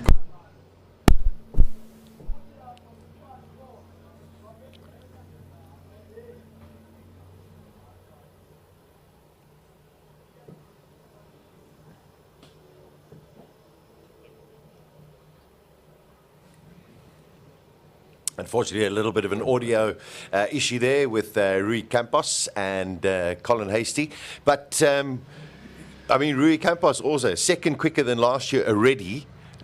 Solberg and Roots definitely have shaken up the cage. Yeah, I think every year, like White van Zoomen and we were saying, they slowly go up. But I think this guy, Peter, came here and just said, yeah, we do it differently overseas. We put a pace up right from the start. And I think Reggie looked at it and he said, I can do the same. Brilliant. Rodrigo, also, I mean, in hill climb events in Europe, they're free practice sessions like we've just experienced with our first one. Is it also a build-up, or do you have some of those kind of drivers like a Franco Di Matteo that sit next to me, or a Peter Solberg who just sit there and say, first run is the one that matters, I'm going flat out, and do they lay a benchmark, or is it more progression? It goes case by case, and there are different approaches. The guys coming from rallying tend to be, or from rallycross tend to be the more aggressive guys. Those, either if it can be a practice run or a racing run, and they're always going flat out. The guys coming from circuit racing, they are way more gentle with their approach. And then there are the veterans which do some dirty tricks, which is a funny thing to watch. Just to give an example, you can take for example Reto Meisel with the SLK Jet V8, one of the most popular cars. And if you see the practice runs, you think that the guy is always being slow. He isn't. What happens is that he is going flat out all the way, and then as soon as he's about 300, 200 meters from the finish line, he just crawls until reaching the finish line. So he doesn't reveal how fast he is during the practice. Tactics. Yeah, tactics. And I mean, it also becomes a very psychological game, because now people have to reset Franco. Things have changed. As you know, this is the first time we've seen it since the history of Simola that all of a sudden benchmarks have been laid down now. Is there a reset, or do you stick to your game plan? No, I think they stick to their game plan. They don't change unless something goes wrong. But like Peter, I think he's still got a few seconds in hand. And Reggie, Franco Scribanti's got plenty up his sleeve. I mean, that car, they'll just turn the boost up and it'll just fly up that hill. I mean, I saw he did about 222 or 29. Yeah. That car's got another 40 Ks in hand. So Yeah, I mean, it makes 1,500 horsepower. I mean, he's got lots to play with, yes. Yeah, we're waiting for free practice 2 that is going to be coming up in a short while. Everyone's going to get themselves ready. They have a little bit of a break. The turnaround time is quite quick. Franco. Yeah. So if you do have those little niggles, you are entitled to miss out on a free practice session, but it is going to definitely hinder your progress. Yeah, I think the guys that actually missed 1 or 2 practices, they're a little bit on the back foot, because, I mean, every run you got something to do, and if you're happy with the car, then fine, but if you've got niggly things to fix, it's very difficult to come back. I know Colin was speaking to Peter Zealy. I don't recall seeing the car going up the hill. Also, Mika Salo we haven't seen go out as well. So, you know, there could be 1 or 2 issues. Salo might have been a little bit late. Okay. The Ferrari swapped the Exige. I didn't see it either. Yeah. Well, Colin Hasty is actually walking into our studio. Cole, just tell us exactly what happened with Peter Zealy and Mika Salo. Zealy did get a time. Okay, we didn't see it. Amazing. Phone. No, that doesn't matter. But Mika Salo, did he go out? Yeah, I think he hit a pylon, so his time was disallowed. Oh, is that why? Okay, so 1 or 2 of the screens we didn't pick up. Unfortunately, everybody went out.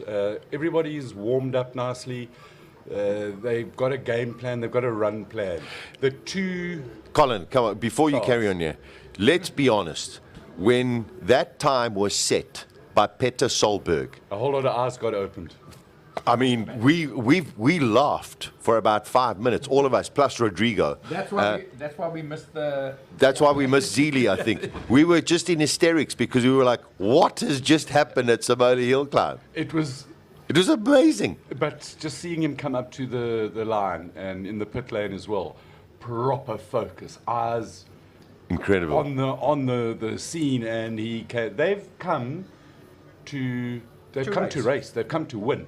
Without a doubt. The thing with that, I think one of the biggest advantages that Solberg's got is all the experience that is from rallying and the WRX stuff, that he can pin it right from the beginning. And then talking to Reggie, he said that when he saw Solberg's time, he had to boom, put it there. The other guys are going for, they're building up to it. Yeah. The other race to watch is at Robbie Weyer in that Pulby. Yes. Number 1, it's the second finest sounding car on the hill. You know which is the finest sounding car. The Scar. Van Zumeren. Yeah, the yellow one. So watch for the yellow Van Zumeren car. I'm going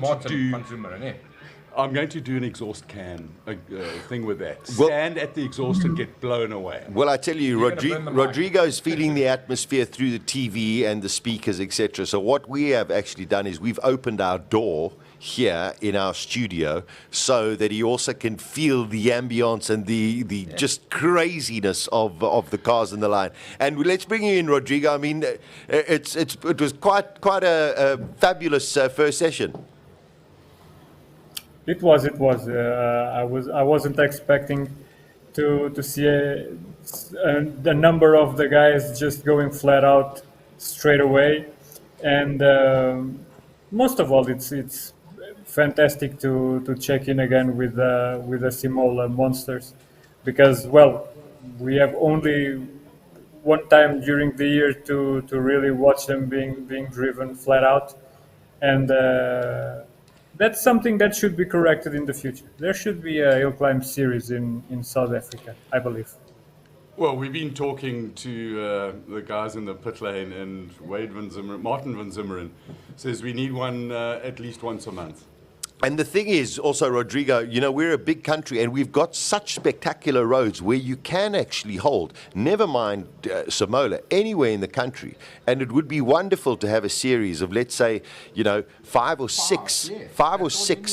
I wouldn't even say that much. I have some experience in trying to jumpstart a HillClimb series, and let's say 3 to start to dip your toes into the water. I think at 3 and let's say I would throw my hat into the ring, and I would help with promotion if needed, because I know that this is a winning product. Simola has a bunch of potential. The entry list is always fantastic. Sponsors seem to like the race too, so the ingredients are there. Yeah, very much so. It is something that we should all put our heads together and come up with a wonderful plan. Okay, I'm going to go away. All right, bye, Colin. There we go. Thanks, Thank you very much. There we go. Colin Hasty going to be making his way into the pit lane with his very accomplished cameraman Ari, and we'll get ready for free practice 2 that's going to be coming up in a short while. Loads of comments coming through on all of the social media platforms as well, so keep them coming on, and also share amongst everybody. And specifically, if you aren't subscribed to raceday.tv, please go and subscribe, and also to HillClimb Monsters, because Rodriguez's channel just highlights every hill climb all around the world, specifically Europe as well. So there's just so much action that's on there. He does a fantastic job. If you go onto their site, I'll tell you, you can't stop watching. It's fantastic. It's You go down the rabbit hole of HillClimb Monsters YouTube page, and you might surface next year. That's how much content there is there as well. Well done, my boy. Yeah, Rodrigo, it takes a lot of work, but it's a tremendous amount of passion that you have for this as well. Well, I wake up and I'm thinking about HillClimb racing, and I go to sleep and thinking about HillClimb racing. I am. it's just like that. And if I did not have the channel, it would be just the same. It's a lifelong passion, and I'm just happy that I could turn that into the way I sustain myself. Not many can. Sorry there, Rodrigo.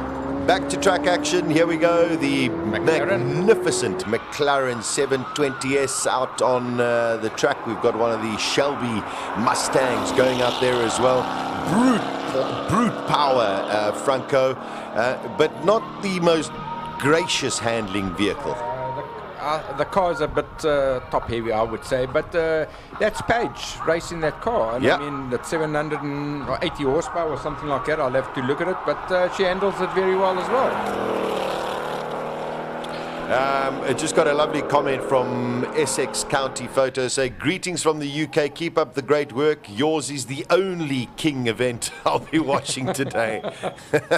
Love that comment. Yeah, the Shelby's coming in great force this weekend. Yesterday also Classic Car Friday.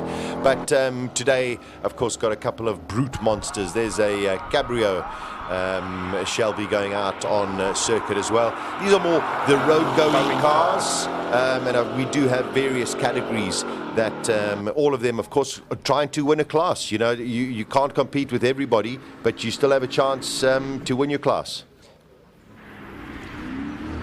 And the nice thing about these V8s, I mean, yeah, they all make big horsepower, but the cars are very heavy. I mean, it's 1,700 and something kilos. I mean, that's the little bit of a downfall. But who worries about the weight when you've got such a horsepower underneath your foot? Yeah, that's for sure. So just having a look, everyone, yes, they might be on a game plan, but Garth McIntosh has gone 2 seconds faster than he did.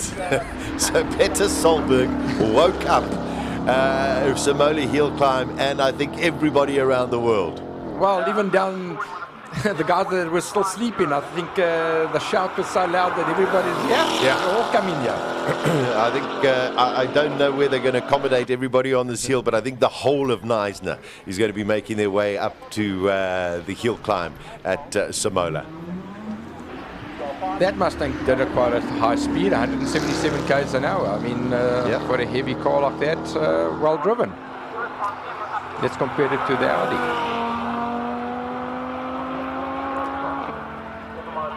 Yeah, we got Gordon Nicholson in the Audi last year. His best time was a 46.7. Yeah, they have to take a lot of doing right now in his second run. But these guys maybe are a little bit more circumspect in their preparation for qualifying this afternoon. I think they're just building up slowly, and most of them are using old tyres as well. They're not going to put the new tyres on their car, so yeah, they come here to improve their time and have fun.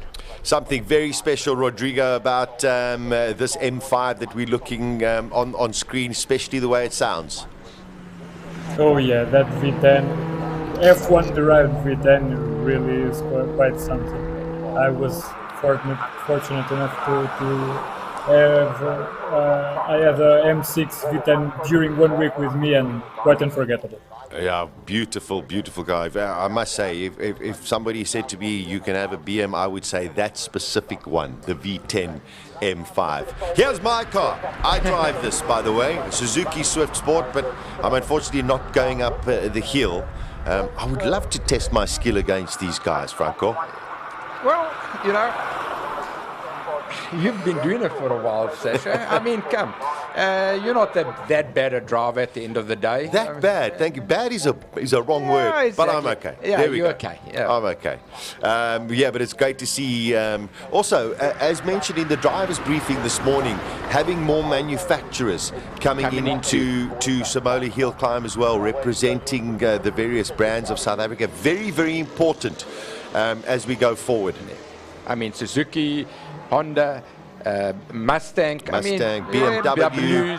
So very important. Very, very important. Very important. So second free practice underway. 83 cars. I did mention 84, but we did have a withdrawal. One of the Lotus 7s from Class C4 is not partaking this weekend. Gordon Nicholson doing a 47.1, only 3/10 slower than Garth McIntosh in the McLaren.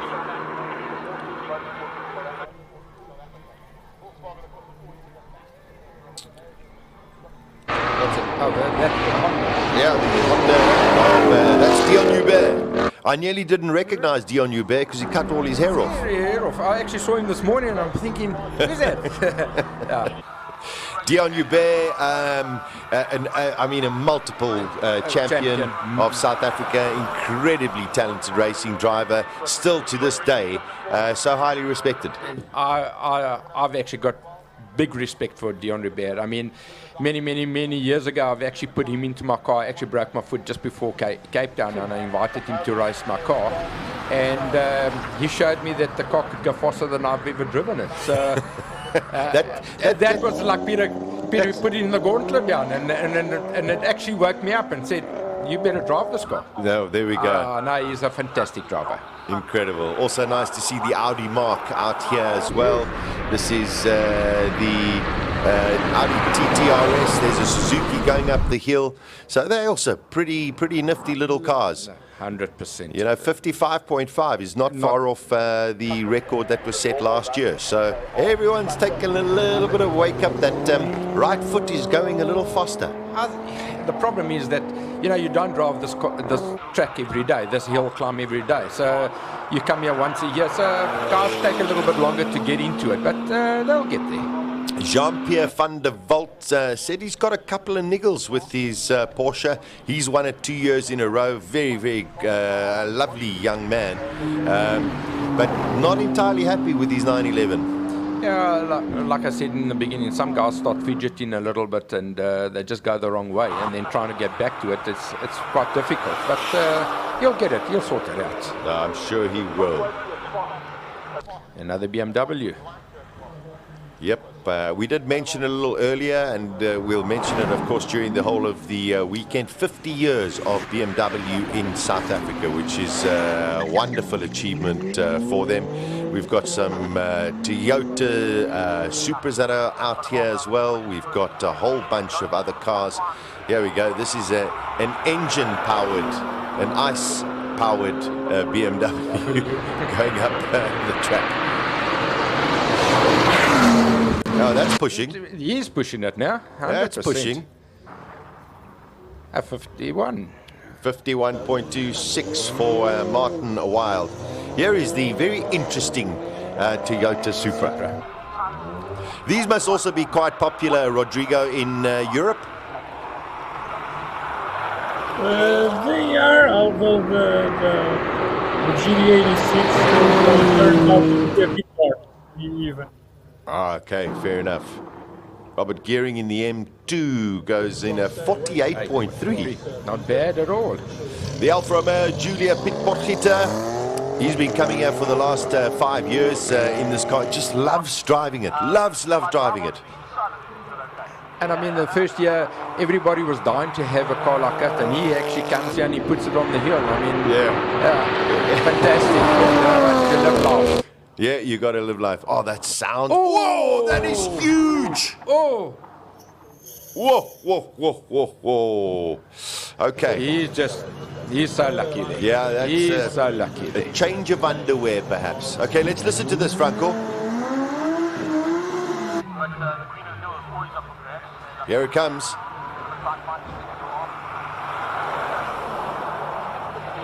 Wheel noise. The electric-powered BMW is quite a gaggle of them that we have this weekend as well. But the torque of these cars is just ridiculous. It's crazy, and it's instant torque. It's not correct. A delay. It's instant. It's on. There's no warm-up button. It's on. It's like the pull-off. There's no slippage, there's nothing. You just put your foot down and an instant go. Well, I said that JP van der Walt was worried about his Porsche GT2. Well, let me just tell you, he's 45.3. So nothing wrong with that car. And that is only 4/10 of his best time from last year. That's nothing. And I'm sure you're going to get faster than that. I'm just looking outside. It looks like the weather's actually opening up a little bit. The sun is shining a little bit, so it might warm up, and the cars will be going faster. They could be going faster. The one thing we did notice yesterday, though, Franco, in Classic Car Friday, round about lunchtime or just after lunchtime, when it was most probably the hottest of the day, the track actually got slower. 100%. The humidity and everything that revolves around the track and around just makes it a little bit slippery. You need to get it hot, not just warmish. So that was the biggest problem there. So as soon as it cooled down, everything came to the same temperatures and everything, and then the cars got faster again. Rodrigo, when it comes to, as we're watching, Jeff Goddard is going to be going in this magnificent 325i shadow line. Rodrigo, the weather in Europe is very, very different to the weather here down in South Africa. Do the hill climb events happen at a specific time of the year, or is it during winter as well as summer? There is a specific hill climb season. Normally it can start earlier, but it goes from April until the second week of October. There are some exceptions, of course, but this is normally the window where all championships are held. Okay, that makes a lot of sense as well. Jeff Goddard Jr. in this 325i Skyline, beautiful. That 6-cylinder BMW is just music to the ears. Yes. He just had a little bit of when he changed to second gear there, I saw he went a little bit sideways. So maybe the tires weren't 100%, but the man's driving it very, very well, and the car sounds awesome, man. Yeah, and I mean, it's just one of those anomalies of hill climb racing. As we've got another one of the electric vehicles going up, the BMWs going up the hills at present. It's one of those anomalies where, you know, you can't have those warm tires on when you launch, but man, you are just begging for them to come in before the corner, before the first corner.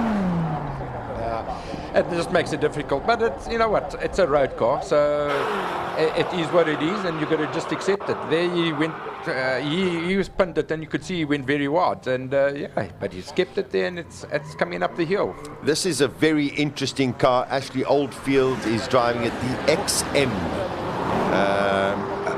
Just quite an incredible car. There's been a lot of conversation about the front of the new BMWs, but most people seem to be warming up to it.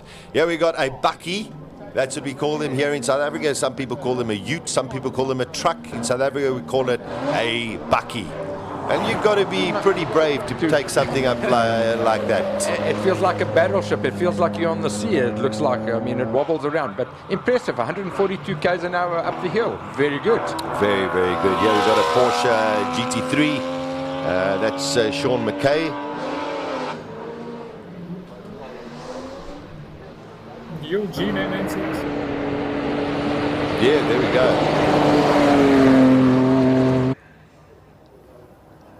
Our Bucky comes across up the hill, trying to 56 seconds for that Ford. That is... For that tank. I tell you, well driven. Well driven. Very well driven. And that must be a hell of a good car to go up that for that sort of time. Yeah, wonderful. Now, these are cars I'm not very familiar with. They are backdraft Cobras. Yes. They actually built in Durban. Some of them run Lexus motors, some of them run V8s, and Mike McCaughan runs an LS motor in it, LS1 motor in it. The cars put all sorts of different things, but for what the cars are, they are spectacular. Yeah. I've driven quite a few of them in endurance and that, and they go very, very well. Well, I was just going to say, whoever's driving that Ford Raptor is doing a great job, and then I realized it's Anthony Taylor. So, you know what, Anthony Taylor, why.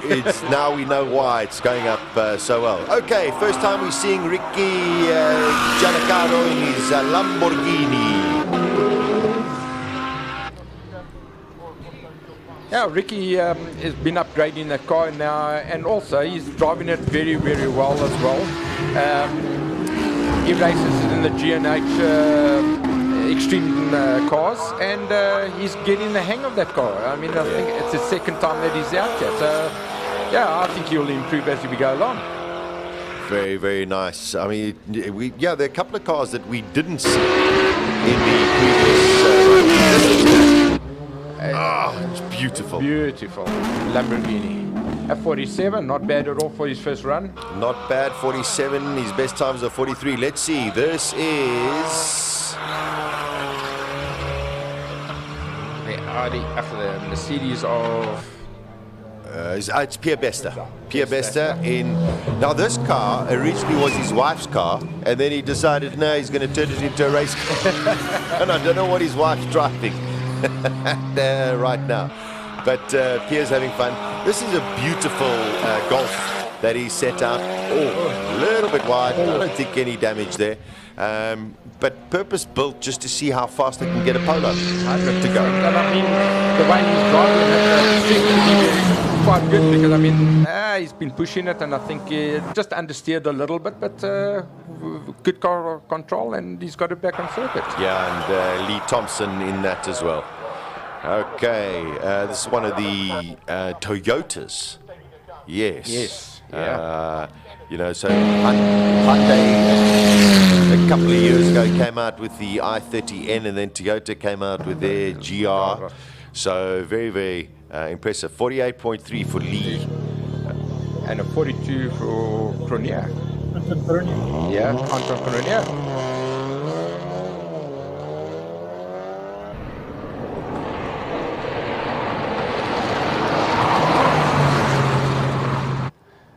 For a 3-cylinder motor, not bad at all. Very good. We're about halfway through the field at present on our second free practice, or practice 2. Simola HillClimb 2023, as we build up today and tomorrow until we eventually get the king of the hill. Lots of excitement here. If you're just tuning in for the first time, international flavor, Petter Solberg, Hennen Solberg, and also Mika Salo. He did go out, but apparently he did hit the bollards. Bollards. It's a pity I didn't see.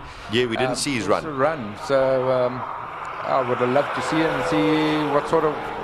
Well, I know oops, that guy also went a little bit wide.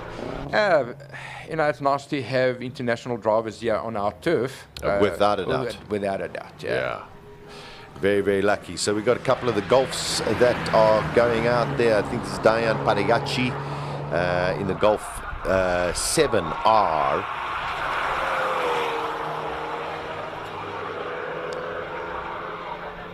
And then, of course, we've got Henning Solberg, who's going to be in a Golf R, and then Petter Solberg in his Polo WRX Supercar. That should be coming up shortly. He set the benchmark a little bit earlier of a 40-second lap, so that's going to be quite fun. That was very impressive on the first run. Yeah, here is Henning Solberg. There we go, the brother of Petter Solberg. This is the Golf R for Henning. Let's see how quick he is.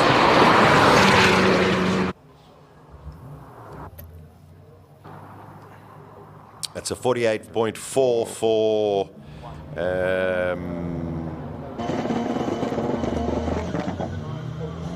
Jonathan Mokhotsi. There we go. Also a great driver. Let's see what Henning Solberg can do.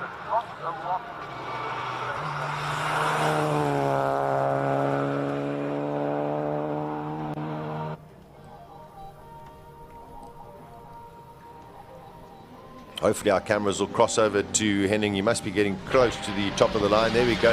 No, we haven't got his time yet. I think that could be Graham Nathan. That is Graham Nathan. I think that is Graham Nathan. Yeah. Okay. Now, could this be Mika Salo? This is Nathan. You can see he's down into the limits as well. Yeah, Graham's not scared. He said he was actually 47, not bad at all. He told me this morning that he's going to push the seat forward so that he doesn't have to take his foot off the accelerator. Yeah, that's a clever way of thinking. On the line, waiting to go. Top 5 exactly where Henning Solberg, just by the way, did a 50.4 for his time. So this is Mika Salo. His first run this morning was disqualification as he hit one of the blue policemen. We call them policemen. They are like pool noodles. They're on some parts of the circuit, and if you touch one of them, even if you just brush it, your time is disqualified. And it seems like somebody has touched one of them, because we've got a marshal out there most probably replacing one of them or just checking some debris on the track. Let me explain to you that pool noodle, when you're sitting in a car, you cannot actually see it. You actually see it from a distance, but they are so short that you can't see it. In an open wheeler, you can actually see it better. But in a tin top, you got to actually look at it in the distance and then try and not touch it, because you actually try and clip that curb as close as possible. But if you don't see it, you're going to clip, and then that lap is gone. Yeah, all right. Let's cross over to Colin Hastie. He's on the grid with Petter Solberg's car. Okay, so the first run was just smack it in, lay out a time, and they went out on the WRX tyres. But have a look at this. Right. A sticker on a tyre. Aha. Brand new. Let's see if they are the Pirellis, and they are the proper soft tyres. This just the talk up and down the pit lane here. Guys in the background there, what time can this thing get going? Two of the drivers we spoke to earlier, they reckon a 36. 36 is F for quick. I also think that the two GTRs, the Reggie Roots and Franco Scribanti car, are going to get into the 36s. We've got a massive race on our hands. Soft, sticky, brand new slicks. They're going to get lit up. Let's just watch. Two cars. Ahead of him is Mika Salo. Then Petter Solberg. Great viewing. There we go. I think Mika Salo is already making his way up. There we go. First time we see him. We definitely didn't see him in the previous one. No, we didn't. Wonderful to have Mika Salo up here. And I must tell you, as accomplished as he is, first time ever going up the hill, he's up, his sort of teammate is Clint Weston, who we know, could drive up this hill backwards. So let's see what Mika Salo can pump in as we're watching one of the other Mercedes also making their way up. You can actually see how he drives that car. He's in a different league deal. Yeah, 46. Well, that's huge. There we go. That's a massive time. Here we go. Petter Solberg, brand new rubber. What can he do?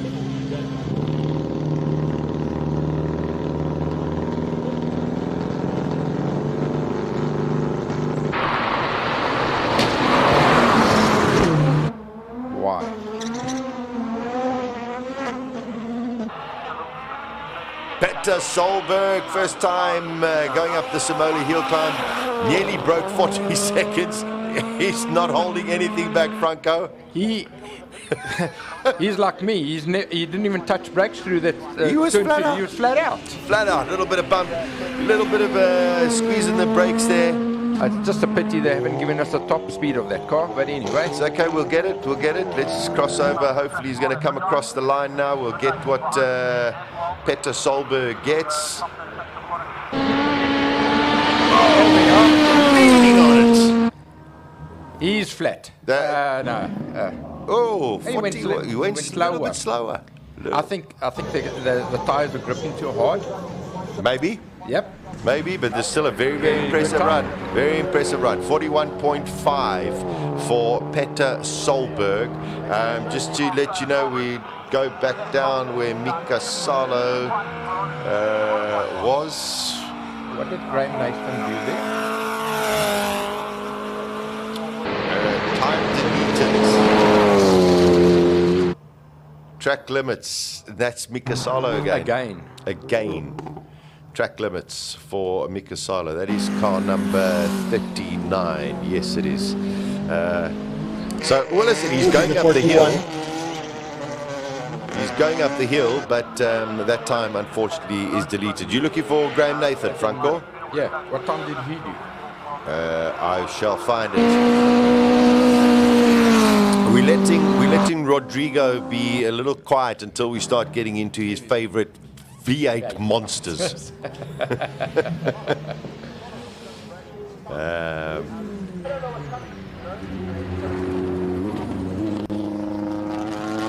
Sounds like she's missing gears all over the show. This is one of the endurance cars as well. It's one of the endurance cars as well that they've actually entered in the hill climb. So, yeah, it's fantastic to see all sorts of cars coming through. Yeah, wonderful to see everything going over there. That is a Subaru. Mika Salo's time is still showing here, but it looks like it might get... okay, so it is right at 48.3. That is in the Class A2. And I'm just trying to see who else is in Class A2. It was a 48, but it was deleted. Yeah, it was deleted. Okay, 53.0. Oh, here we go. Lotus Exige. From Charles Weyer. Rodriguez, here's your favorite car? It's up there, but the Van Zoomerans, I think, just might pip it. But yeah, I am very partial to the Exiges. Lovely car to drive. I mean, like a little go-kart on the normal road. So one can only imagine what it's like with all of that downforce. And this one with the AMG engine. Yeah. So just to give you an idea, Mika Salo did a 48, even though his time was deleted. Clint Weston did a 46. So Mika's got a bit of time to find. You must understand as well, it's also... No, he's never been up there before. So. Yeah. No, Joubert was very quick. Yes, Charles Joubert, unbelievably quick, 41.6. Here is the magnificent Toyota MR2 of Peter Zili. What a brilliantly prepared vehicle as well. Raced overseas as well. Oh, that's not good. That's going to be a problem, don't you think, Rodrigo? Well, we spoke yesterday about the fact that he is editing this new aero package by AMD, and he chose.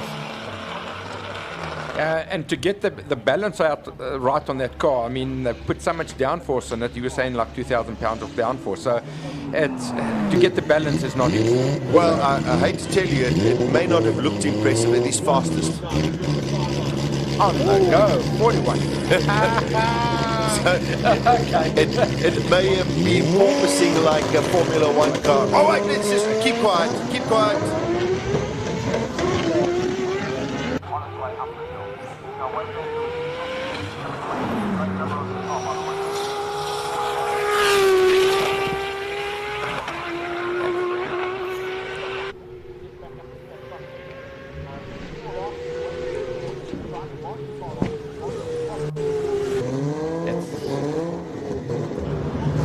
other time to keep quiet.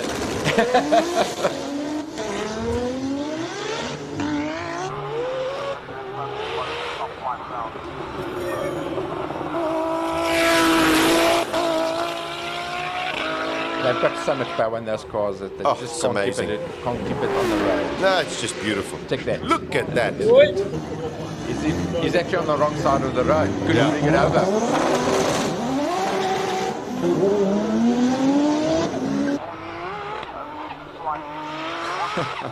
It's ridiculous amount of power. And Franco, I mean, you know about this kind of power.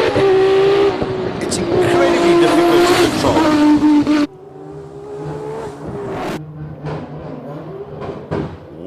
43-1.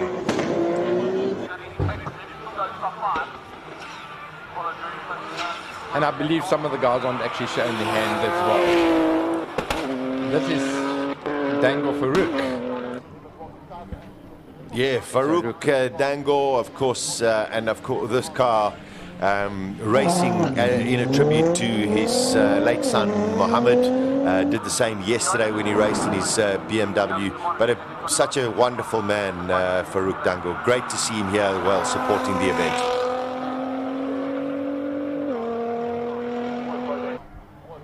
So Zili, Solberg, Hubert, split by 0.3 of a second. Magic stuff. And this is only free practice too. Scrivante, number 1. I think this is Aldo in the Audi four-wheel drive. Impressive cars, much lighter than last year. They've also put in a very primitive system to not allow them to change from second to first. But it works. Yes, I mean, of course. And I mean, you go from second to back to first. I mean, everything lays on the floor. All right, Silvio actually on track. Aldo coming up. Beautiful cars. These incredibly well prepared by the organisers as well. Is this? No, not Rechard. No, this is Evans. Richard, his dad raced in the historic race yesterday. Yes. And his son is racing this today.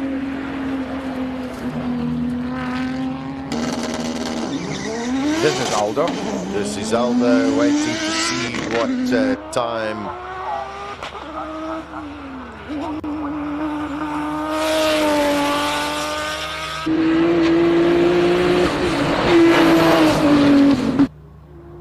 It's just action everywhere. It doesn't give us time to actually talk about somebody. They're trying to figure out who's who.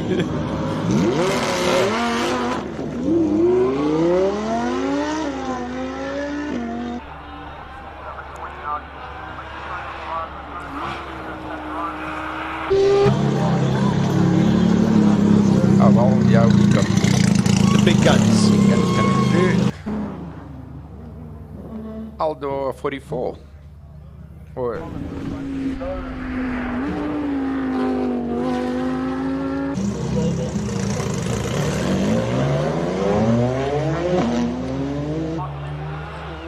I think they're also not really launching their car hard today in case something happens. But that was an impressive get off the line. A very good pull-off, yeah. 100%. Look how bumpy this road is, and the guys are doing it very well, handling it through there. That's perhaps the trickiest part, going under that bridge, Franco. Yeah, because the apex, you cannot see the apex of the corner. So, you go wide and you try and go as deep as possible, but the problem is if you go too deep, you're on the dirty stuff. Okay. So then you can't turn it in, the car's going to go wide. So you try and turn it in tight, and you find out you're actually turning in too tight. It's a fine line that you've got to actually find. Well, Franco Scribante, yeah, 41.3. Definitely up the ante there, Rodrigo, and sitting and saying, I've got a game plan, don't worry, Rechard, I'm going to come and catch you. We'll see about that. Well, let's see what Reggie does. I mean, he blew the time sheets away in the previous run until the single-seaters came. So let's see what Reggie Roots pumps in on his second run this morning. Oh, there we go, 38.9.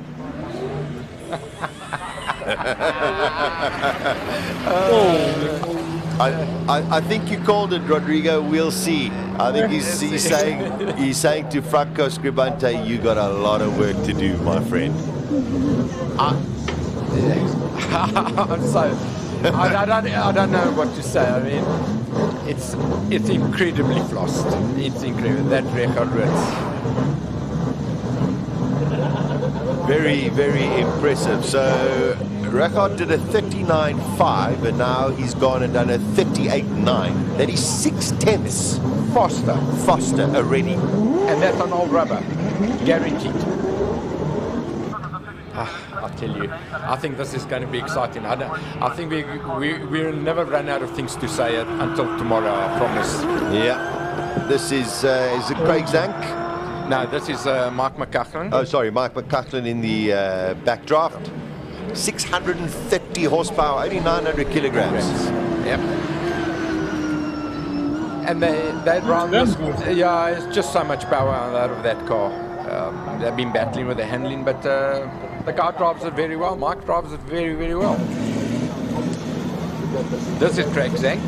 All right, Craig Zank. This has got a Toyota engine with turbo on it. Yes, so 4-litre turbocharged. Listen to it. These cars are all backdraft cars that they've actually bought and modified and put different engines in and aero package on it, and yes, they're racing. So benchmark set by Reggie Roots in practice 2 so far, 38.9. Scribante doing a 41.3. Zili a 41.2. Peter Zili's, like we all looked at it and it didn't look fast, but because of the bumpiness and the downforce, but seems the car's working for him. Yeah, very much so. Single seaters coming out now. We gave you Reggie Roots went 6/10 quicker than his previous time. Scribante went 1.2 seconds quicker than his previous time, but he's still nearly 3 seconds off the pace. So our single seaters climbing up the hill right now. We are getting towards the end of free practice 2. Byron Mitchell is currently on track. We've had 2 times deleted from this session, and that is Mika Salo and Pierre Bester. His time also was deleted.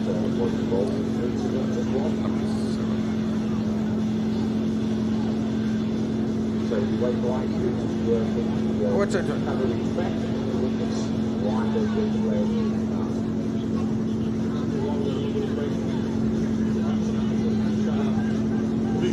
This is a Lotus 7 with a Toyota engine in it. Yep.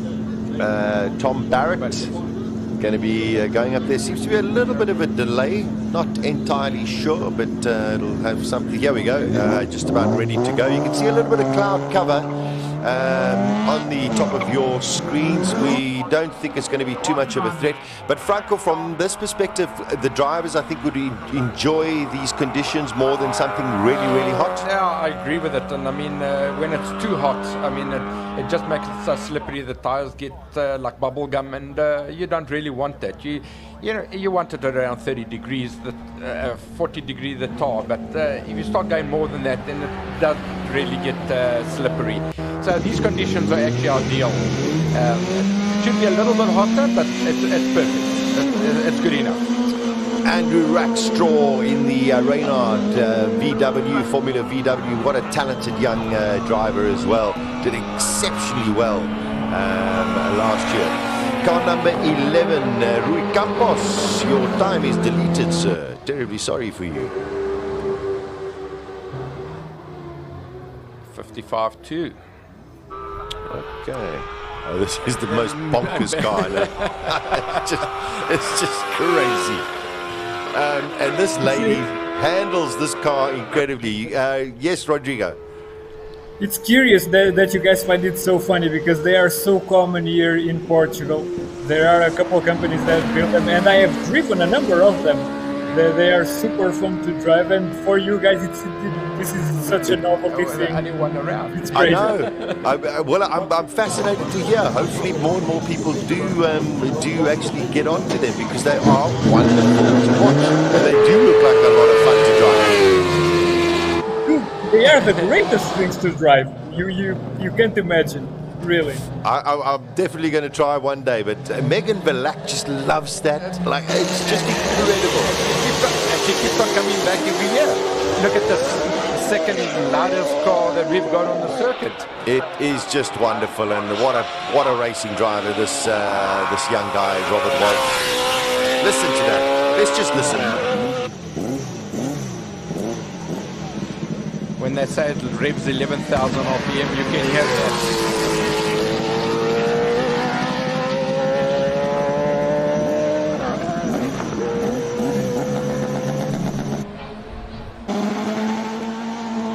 There we go. Final car going out. No, not final car. Terribly sorry. I think this is Ian Schofield. No, is it Schofield? I think so. Robert Walk pumps in a 37.9. And that's the fastest. He's done a 38.7 last year. His fastest. I can't believe it. Or 36.3. Oh, 36.3, sorry, yeah. Yeah, 36.3. He's done a 37 now. Yeah, 100% notes. Yeah. Last year. Just in the... Robert Walk did a 37.9. In his first run this morning, he did a 39.3. That's 1.4 seconds. Everyone's just having fun out there. They are just going. Yo, that's very bumpy, fine representation, but he holds on to it beautifully. Goes into the left-hander, now into the S's, then into the right-hander, and of course will go across the line. Comes through this very tricky bit. And I think because we haven't had any rain or anything like last year that it became damp. 35.9. That's 2 seconds faster than Robert Walk. Yeah.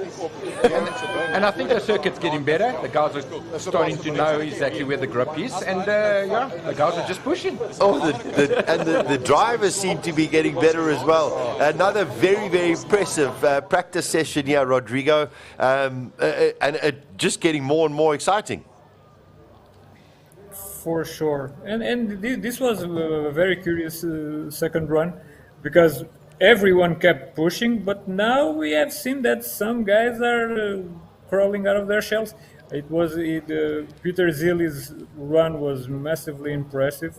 We saw the single-seaters getting quite faster because track conditions seem to suit them improve even more, well. given how lightweight they are. But above all, I think given how bumpy the track is and how far from being properly set up the MR2 of Peter Zilli is, how fast he was, just shows that we can probably get him in contention for that King of the Hill title too. I do agree. I mean, if you consider the amount of bouncing, Franco, we saw, you've got to say, if they can iron that out without compromising anything else, that car is going to definitely be in the 30s. 100%. Look, I think in practices a few years ago, I think we got into the 39, and that car should be doing a low 39, 38, I think. A car's capable of it. All the aero package that they've done on it, if they can get it just to balance out properly, I think he will be there.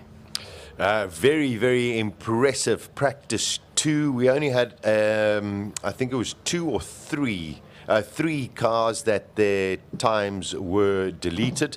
Rui Campos, Mika Salo, and Pierre Bester all had their times deleted. For the rest, everybody went out there, everybody's safe, everybody's done a phenomenal job. Yeah, very, very exciting stuff as we look forward to the third session.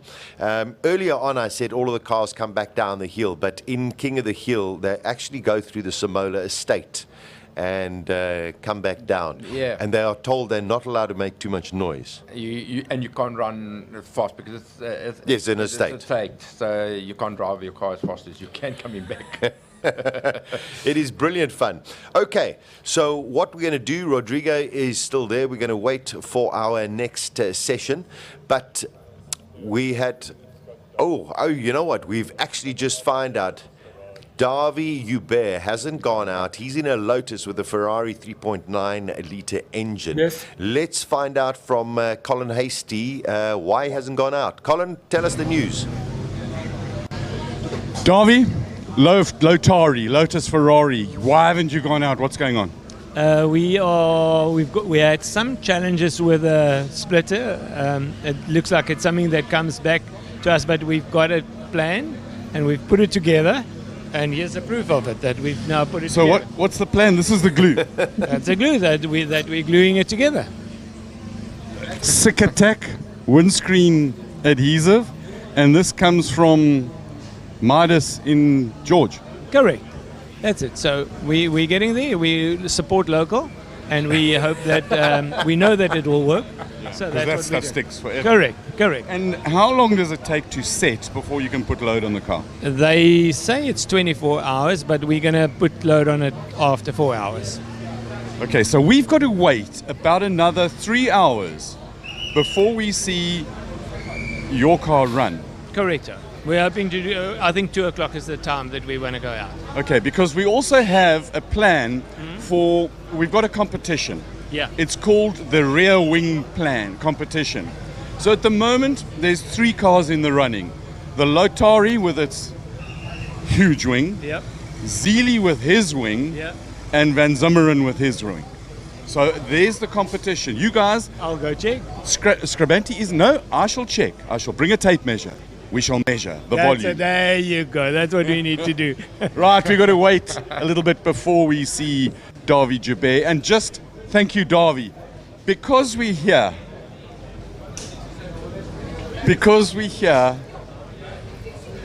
Wade, have we got? Are you just dialing in more horsepower? Not yet. Are you dialing in more flames? We'll see. Are you making more spectacularness? I hope so. We do too. What a man. Just check out the inside of the car here. Wait, this is the coolest car in the world. We love it. Thanks. Right, that's it. The second coolest car, talking about aerodynamics in the world, is the Martin Van Zimmeren car. Just because eye candy, because we can, because we love it, and because carbon fiber and love. Right, on that note, the cars are about to start. We're about to get driven over by Reggie Roots as he comes steaming past us after having laid down a proper time. Well done, boy. We'll talk to you later. Back to the studio. I must say, I never thought I'd get anybody who would say fewer words than Kimi Räikkönen, but it seems like Wade van Zumeren is most probably... Imagine Räikkönen and Van Zumeren out for dinner. Nothing will be said. Exciting. I think it would be a bit exciting as well. All right, let's just have a quick recap.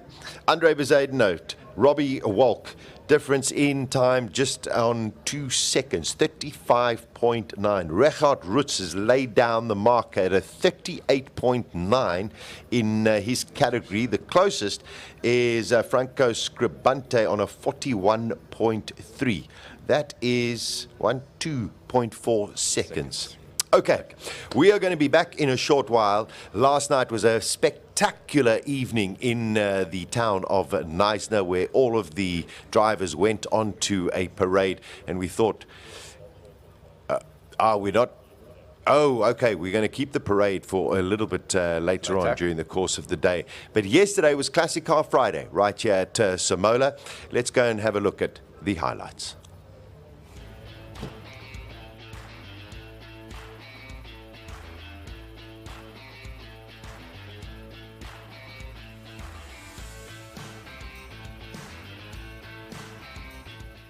What an idyllic setting for Classic Car Friday at Simola 23. These are cars that bring us chills to our bones, shivers down our spines. Carl Brink takes us off in an Austin Cooper S with absolute commitment. Just listen to this.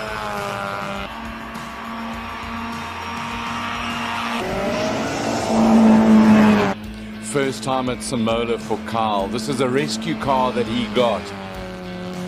He built it himself.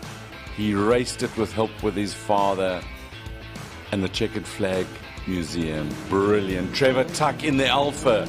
Julius Caesar, they call it. Commitment.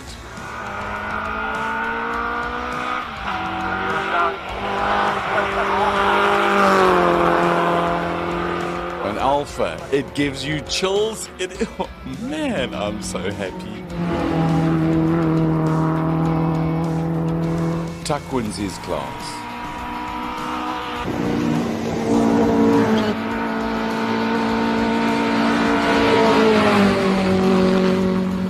What a car, what a drive, a magnificent setting. 5205. Wow, James Temple. Cobra, huge power, V8, Daytona Coupe. It's just a spectacular car.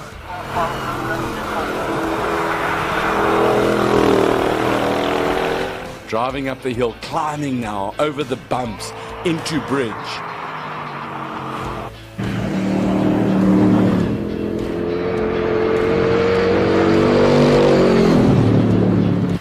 Little bit of a step out, over the line he goes, a happy man. He's won his class, his young son was with him, straight into Rui Campos in the Porker.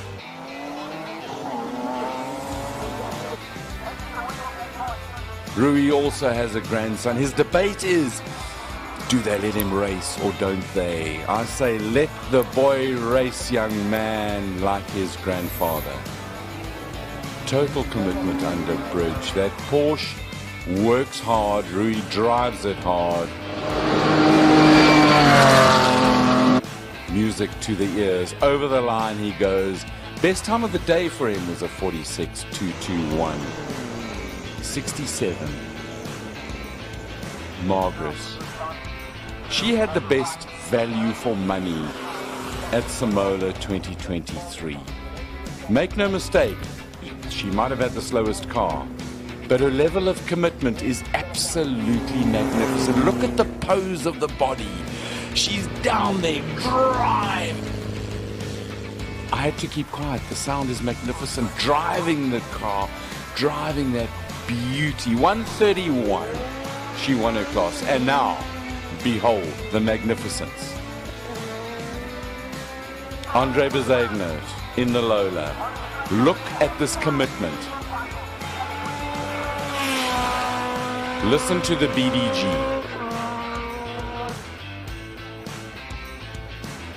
Into bridge, over the bumps, commitment, brake, turn, throttle, drive it.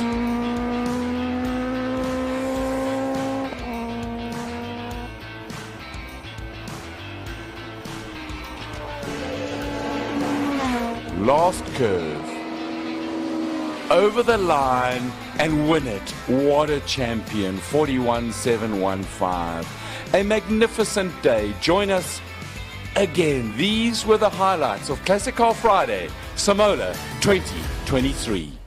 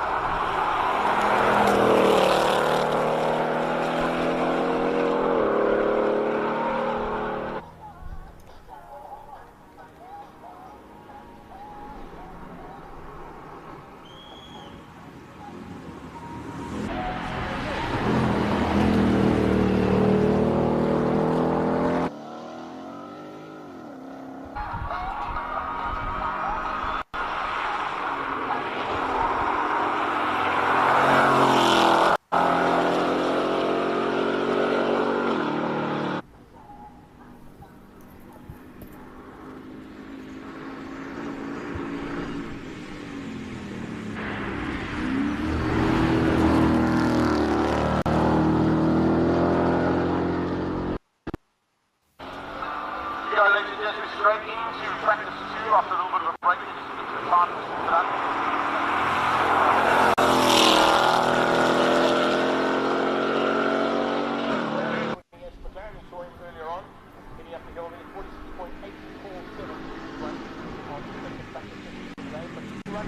What happened with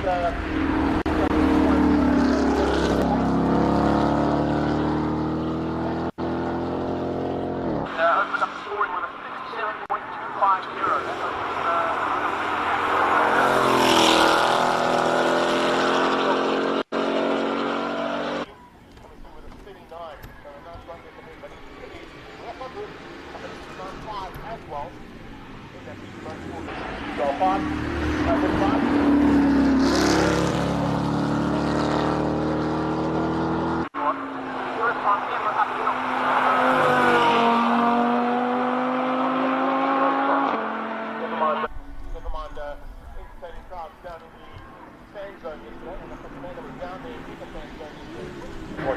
57.250.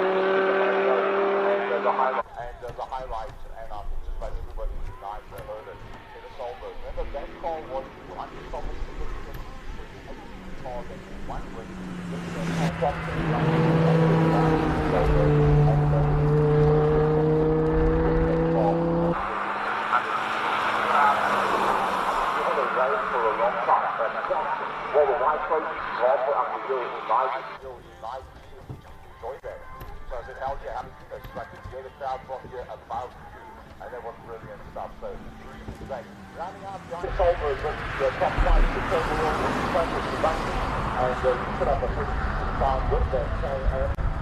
So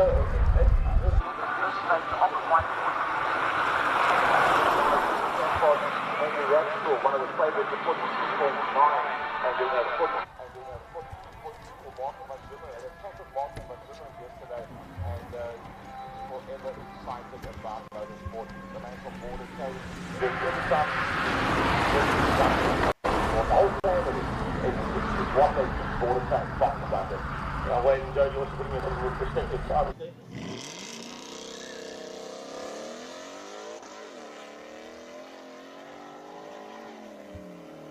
Cobras, and they make their way up there for the first time as well this morning.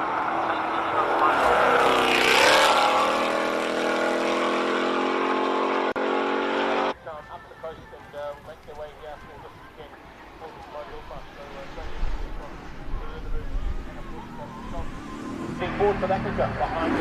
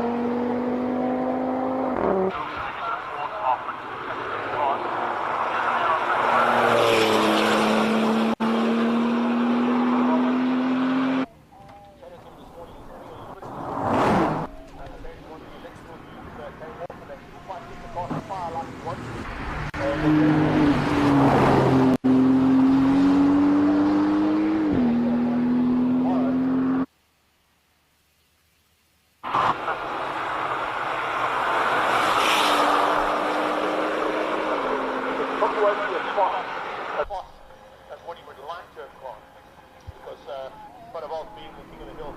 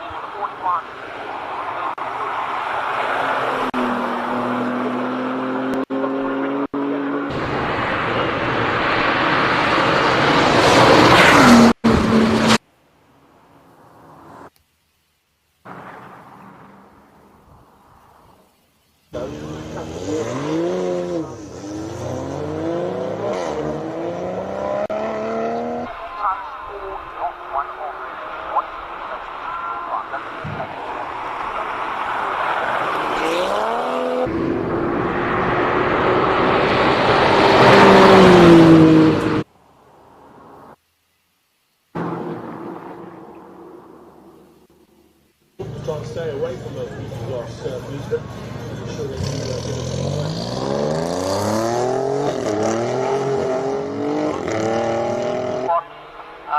If I drive on the inside of it, is it okay?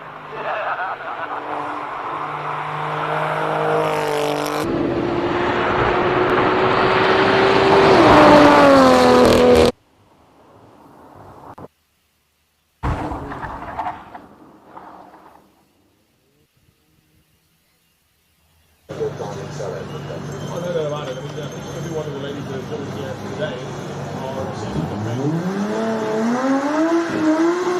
But the Queen of the Hill is always up for grabs. And I think they're trying to find some to go off.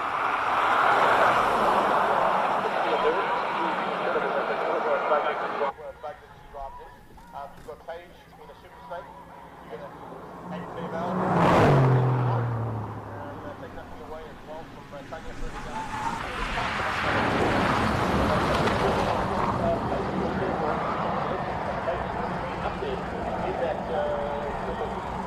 As ek gaan omswing, nee, dan gaan dit tog teen jerk. So as hy dan by die screen kom daar, dan call hierdie ouens al hom nader. Verstaan? So dis 'n bietjie shake, maar anders te gaan hierdie kamera ek gaan hom moet teen sek.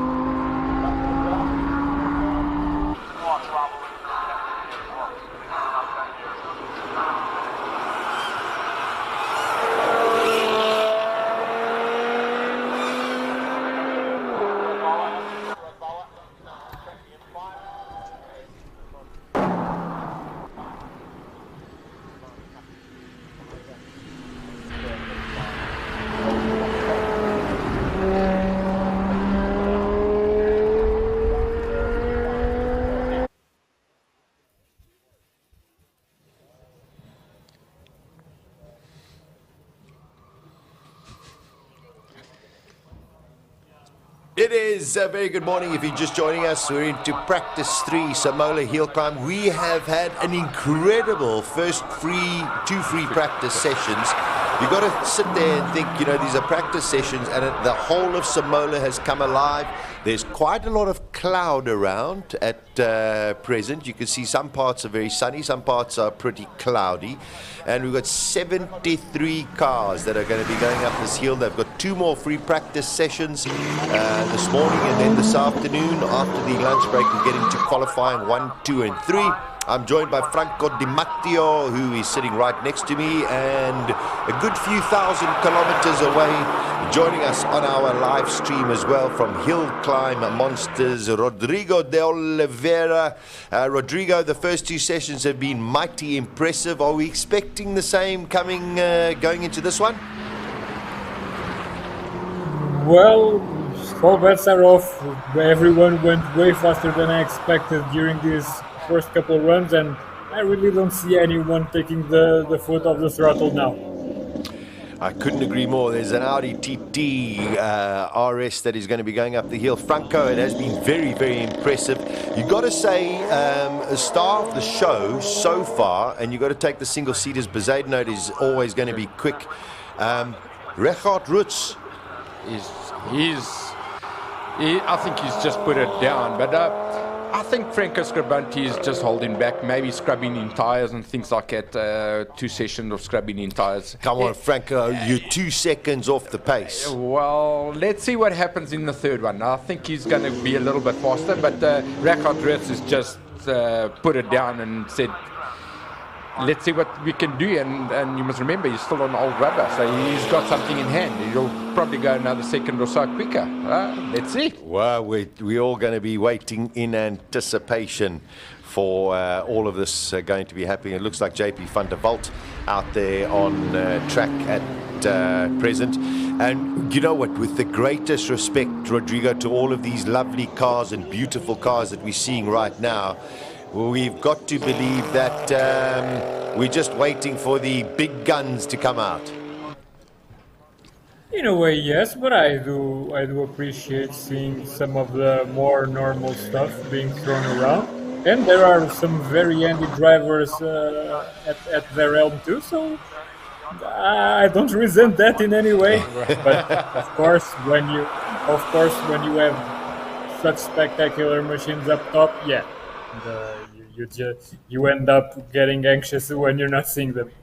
Yeah, wonderful stuff. We've got some of the BMW celebrating 50 years in South Africa, so a very, very important event for them, but also a great fun event for them as well. Got some of the electric vehicles coming out as well, Franco. Yeah.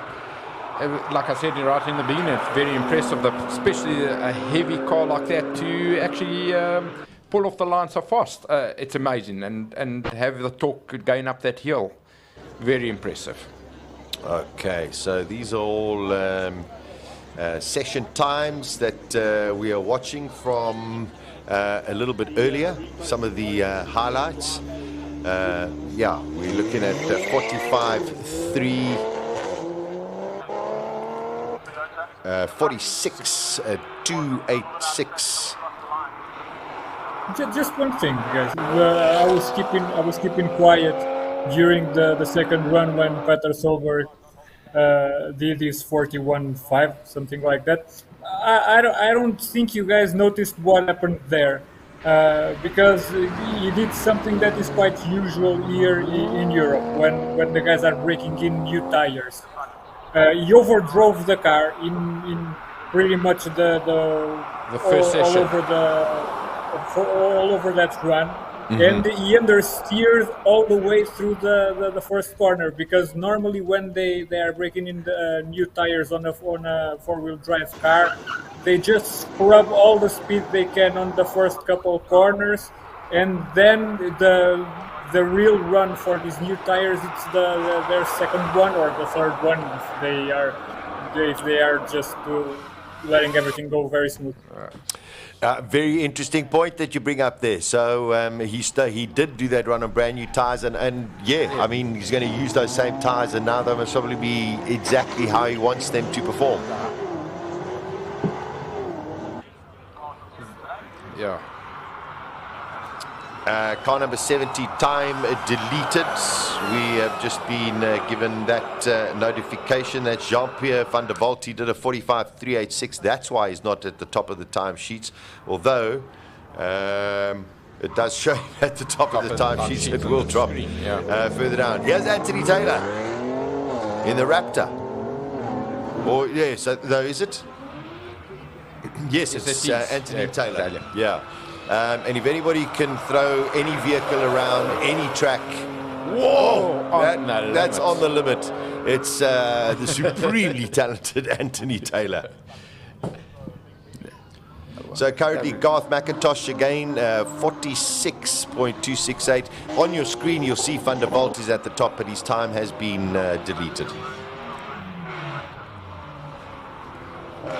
I'd like to see Anthony Taylor's times. I mean, I haven't showed it yet. I can't see from here. No, not as yet. He hasn't got to the top of the hill. So as soon as we've got that time, of course, we will let you know. This is Sean McKay out on track in that beautiful classic Porsche. Speaking of classics, the 325 IS.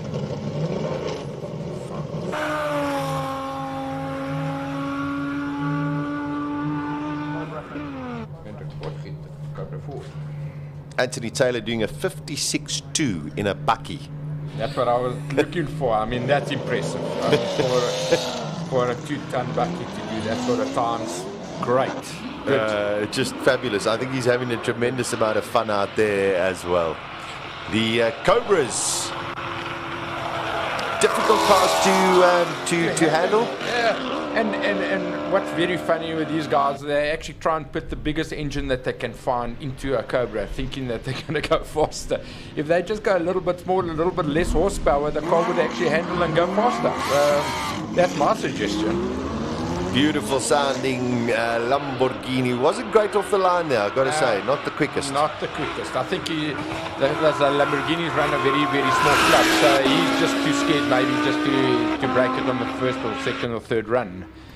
But impressive. The car's going very well. As you can see, very, very bumpy.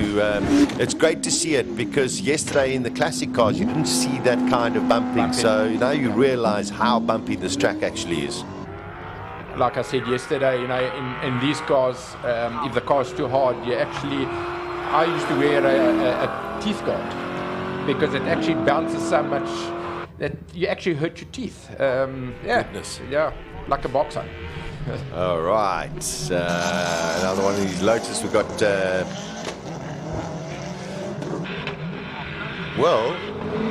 Ricky Giannaccaro just did a 46.2, a 46.1. Wow. Not bad at all.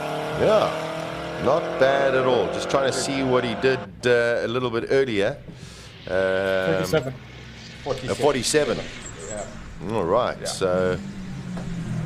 He's getting faster. He's faster. This has been a 43, so... Yeah, so we'll get quicker as well. But 1.6 seconds, that's a vast improvement. Track conditions now, is that affecting everything? I think the track, the more rubber that the guys are putting down, the cars are getting quicker, it's getting warmer. Hopefully we can't really see the sun now, but hopefully it does get a bit warmer and the cars will get quicker. Just a little bit more grip. All right, here's Pierre Bester. His time was deleted in his last free practice. So hopefully this time he won't exceed any track limits.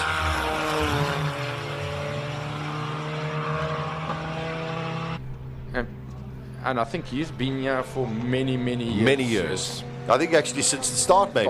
Could be. In various different cars, and now his wife's car. I wouldn't be sitting here if I had stolen my wife's car. You'd be in trouble. Cronier 42.4. Cronier 42.4. 42.4 for Anton Cronier. The Subaru.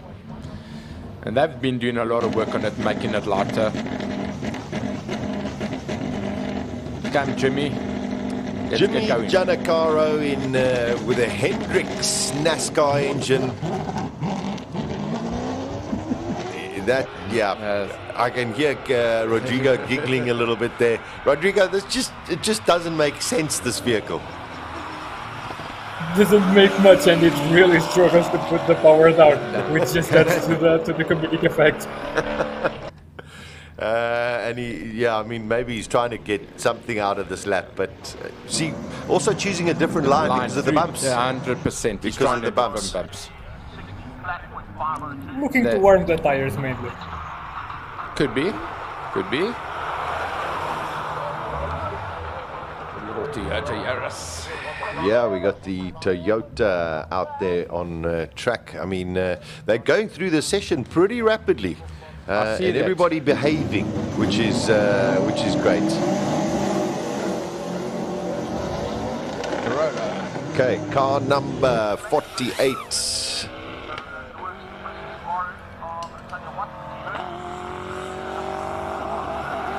I think this is Nati Msimanga in the GR Corolla. Very talented young driver. Although this looks like a Scooby coming towards me. Yeah. They're going through the list so quick. 46. That's a Volkswagen. Yeah. Diane Parayachi going out in the Golf 7R.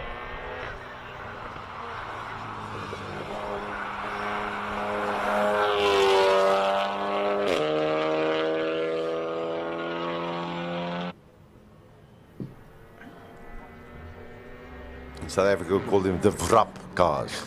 Yeah, every person who's got a Golf just has funny noises coming out of the exhausts. Tell you, that's pretty impressive going through there. Oh, it touched a little bit of the sand. That could be a track deletion. I think that's what's happening because I haven't seen the guys actually clipping the bollards. You have to stay on the track in terms of the regulation. Whoa! He's really pushing. Rodrigo, in terms of the regulations in Europe as well, are these similar to them? If you go off track, do your times get deleted? No, not really. Here, as long as you finish, it counts. You're okay. Henan Solberg, one of our international guests, just about to get off the line. He's, of course, here together with his brother Peter Solberg, our other international guest, Mika Salo, be driving the Mercedes.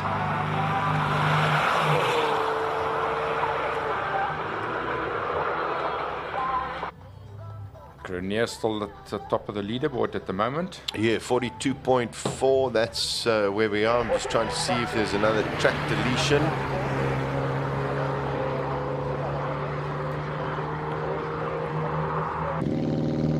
There we are. Peter Solberg! Let's see what he does this time. Yo! That is super fast off the line. This car means business. He has done a 40-second. That is flat out. I mean, look at this. It's just incredible. These are these WRX cars. And look at that car. Doesn't bounce around. Yeah. That's how well set up that car is. On the limits. Okay, this is just, I mean, let's just watch. Oh, we should have stayed with the camera.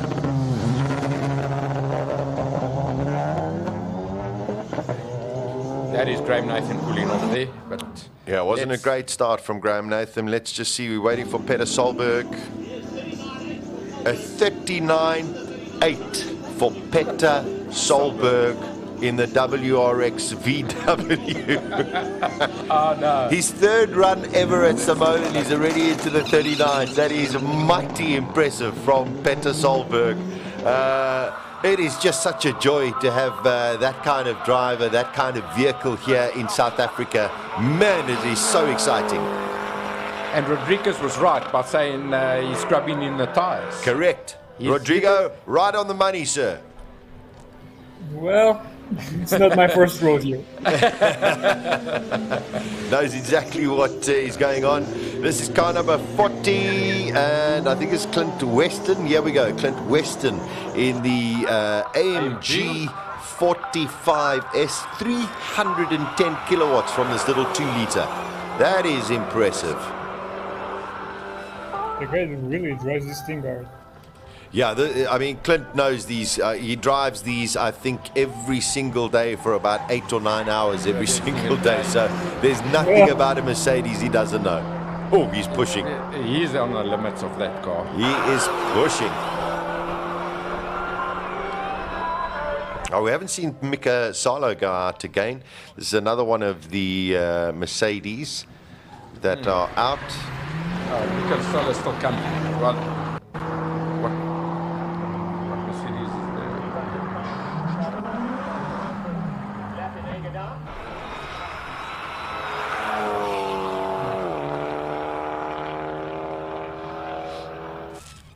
Just to let you know, Graham Nathan pumped in a 45.7. Fastest at the moment still, Peter Solberg, 39.8 in the WRX. It's the Honda Civic Type R. This is such a magic car to drive. It really, really is a lot of fun to drive.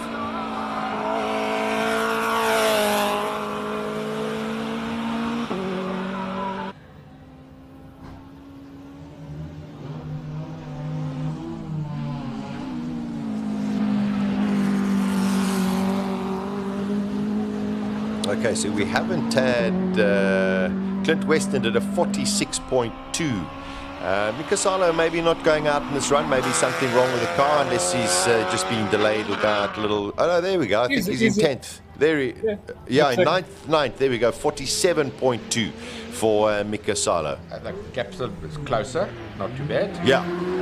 He's getting used to the track, I guarantee you that. Yeah, he's getting used to it. So still a second, but in his last run he was 2 seconds. That's right. So he's improving. Improving all of the time.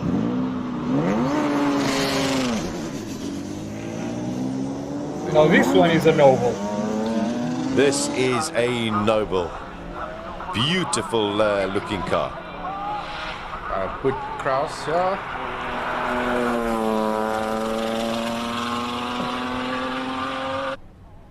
3-litre 6-cylinder, the M400. Ford engine in installed.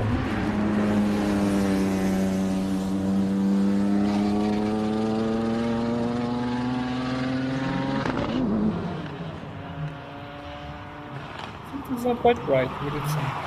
Yeah. Ah, there we go. We're getting a little bit. Hopefully, we get a little bit of the noise off the line. Honda Brain, this is the M3. Honda Brain actually wanted to go through onto the grass to take a shortcut, he says, because he's actually a rally a rally driver. So, that's a mighty impressive wing on the back of that M3 as well. Just sounds glorious. Had a bit of wheel spin going into second gear off the line, but looking superb. Charles Hubert has done a 39.5. Whoa! 39.5 for Charles Hubert. That is in the Lotus Elise with the Honda engine inside of it. Here come the monsters. Rodrigo's face is lighting up. Just don't touch the ground, my boy. That is an impressive time. Oh, it looks like Hubert's time has been deleted. Oh no, he's... 39.5. It is a 39.5, but it looks as though that time has been deleted. Whoa, that is snaking all over the place. You can also hear Franco feathering the throttle all the time. Yeah, just so much power. Too much power for that. Yeah. That car is based on a normal chassis, and that they've actually modified and put so much horsepower into it. I think where the blue Wade van Zimmer's car, they've actually taken a space frame chassis and built the body onto it, and that's why that car is a little bit better. Just to let you know, I have got confirmation Hubert's time has been disqualified, which is a pity, but at least he knows what he can do. Charles Hubert. Well, Charles Hubert's best time was a 39.2. That's the fastest he's been, and if he does a 39.5, I mean, that's brilliant. On the third run.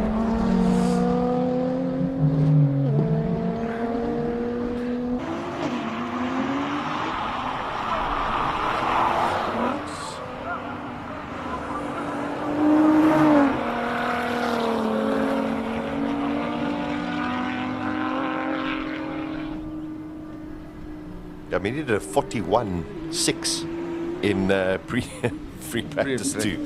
Yeah. So either he went way off the circuit and cut a lot of time, or was just a little bit unlucky. Silvio Scribante going out.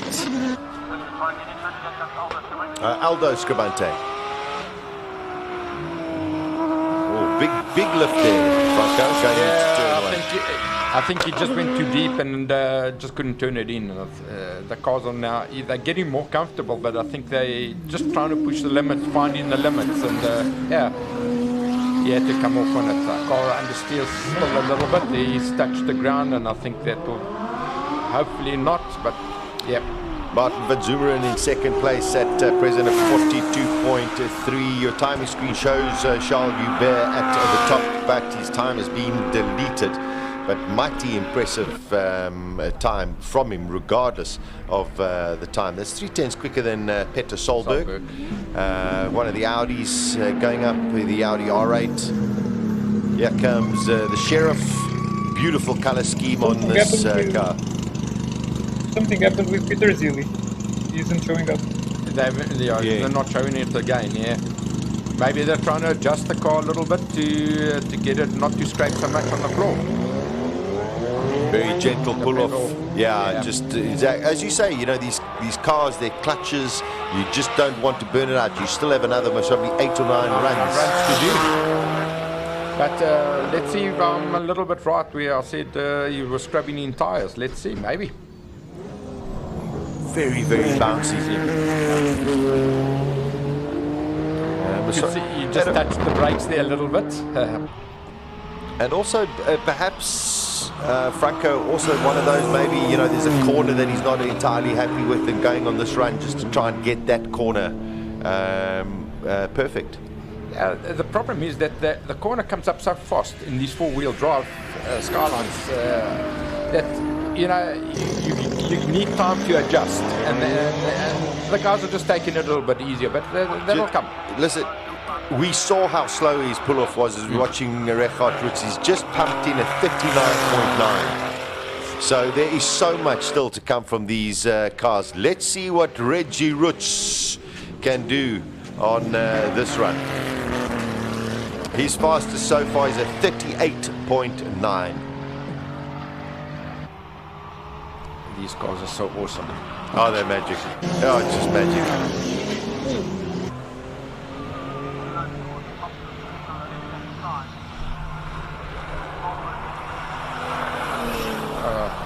Okay.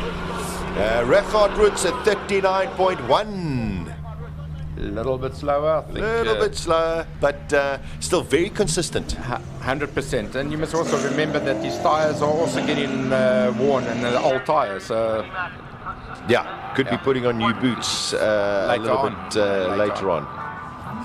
And he also was very conservative on his launch. On his launch. 100%. Yeah, so there's a lot coming from these guys. It's just fascinating to watch. It's like this game of chess amongst all of the players, and just going, well, do I want to show too much?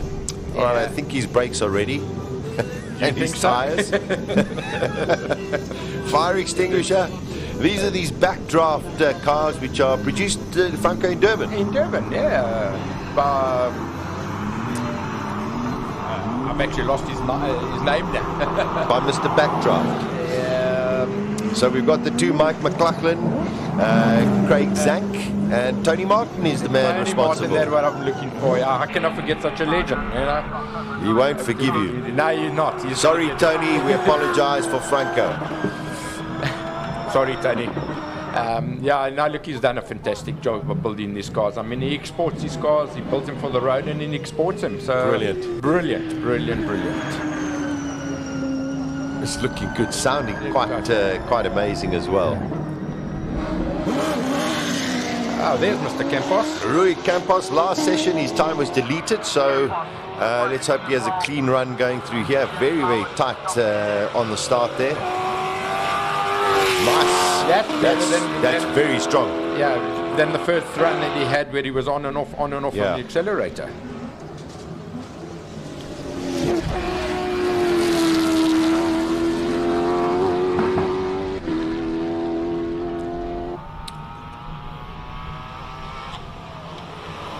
Little bit of touching the gravel there.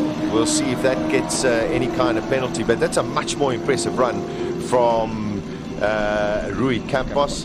We will get his time coming up there. There he goes, 41.3. 41.3 for Rui Campos. We've had another time deleted. That is track car number 18. Darren Goodmans in his Nissan. His time has been deleted. Car number 12, getting out here. Here's another one of these fascinating backdrops. It's got a Toyota engine. With a massive turbo on it. A huge turbo and a relatively small rear wing. You know, that's you'd see standard.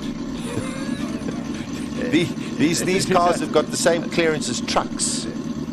Everybody's trying different things. I mean, nobody's actually got a wind tunnel that they can actually test. So everybody's trying a different wing and different thing to get the car to sit down. Now there's a market, Franco. A wind tunnel. Sponsor me? Well, I was going to say, I think you should, you know, be the advocate of it and start one. There we go. Well, actually, Rodrigo, maybe with his euros, maybe he can help us out. I wish. Yeah, I think we all wish. Coming to the latter end of practice 3 already. This afternoon, 5 to 12 South African time. If you're joining us from all over the world on our raceday.tv, Simola HillClimb channel, and of course HillClimb Monsters. Great to have your company. We've had a fascinating morning so far. So we lose our cameras, but they come back instantly. We've had a fascinating morning so far, and I do think that it's getting more and more spicy. The question is, how many drivers, Franco, have found that limit and just sit there and say, I don't know if I can go anymore? There might be a few that are on the limit now, but I don't think so. Everybody's going to leave it at the end for qualifying. So most of the guys will be running on old rubber. So when they put new rubber on, and depends what rubber is, they've got to scrub it in or not, they will probably go faster. They'll probably go, some guys will go maybe another second faster, some guys will only go 0.1 or 0.2 faster, but I think they will all go faster. And there's still plenty of time on the track. And 100% getting used to the track. Yeah, lots of time. And everybody's different. I mean, some guys can pick it up straight away and go flat out, and other guys will take time to adjust. I'm actually surprised that Devin Robinson hasn't been out yet. He hasn't been out. Hopefully we'll find out from Colin, or when we have the lunch break, we'll go and try and find out some of the issues. You never know, they might be sitting and saying, listen, there could be an issue with the car, that I want to break it, and they know it's maybe only got 8 runs in it. Yeah, look, I think if it was his car, I mean, that's a borrowed car Craig Zank gave to him. If it was his car, I wouldn't be surprised he would just be sitting out. He knows the car so well and he knows the track, so he's one of those guys that will just sit out and then just go and qualify. Super talent as well. Megan Velak in this magic little Suzuki. Just love this thing. All right, car number 2, here we go. This is Robert Walk. Just listen to this machine. Oh, restart.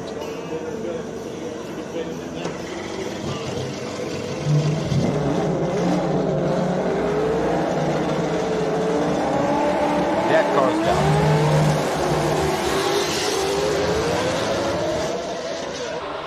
It is spectacular. Listen to this.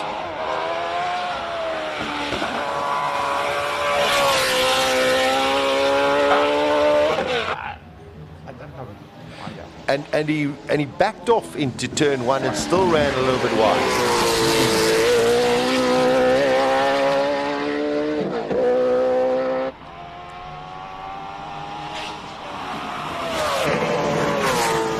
It's incredible how fast they can go through those courses. It's crazy.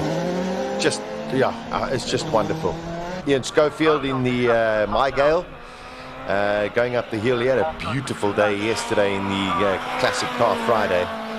Will be wanting to do the same. Same, yeah. Robbie Weyer does go faster, 36.9.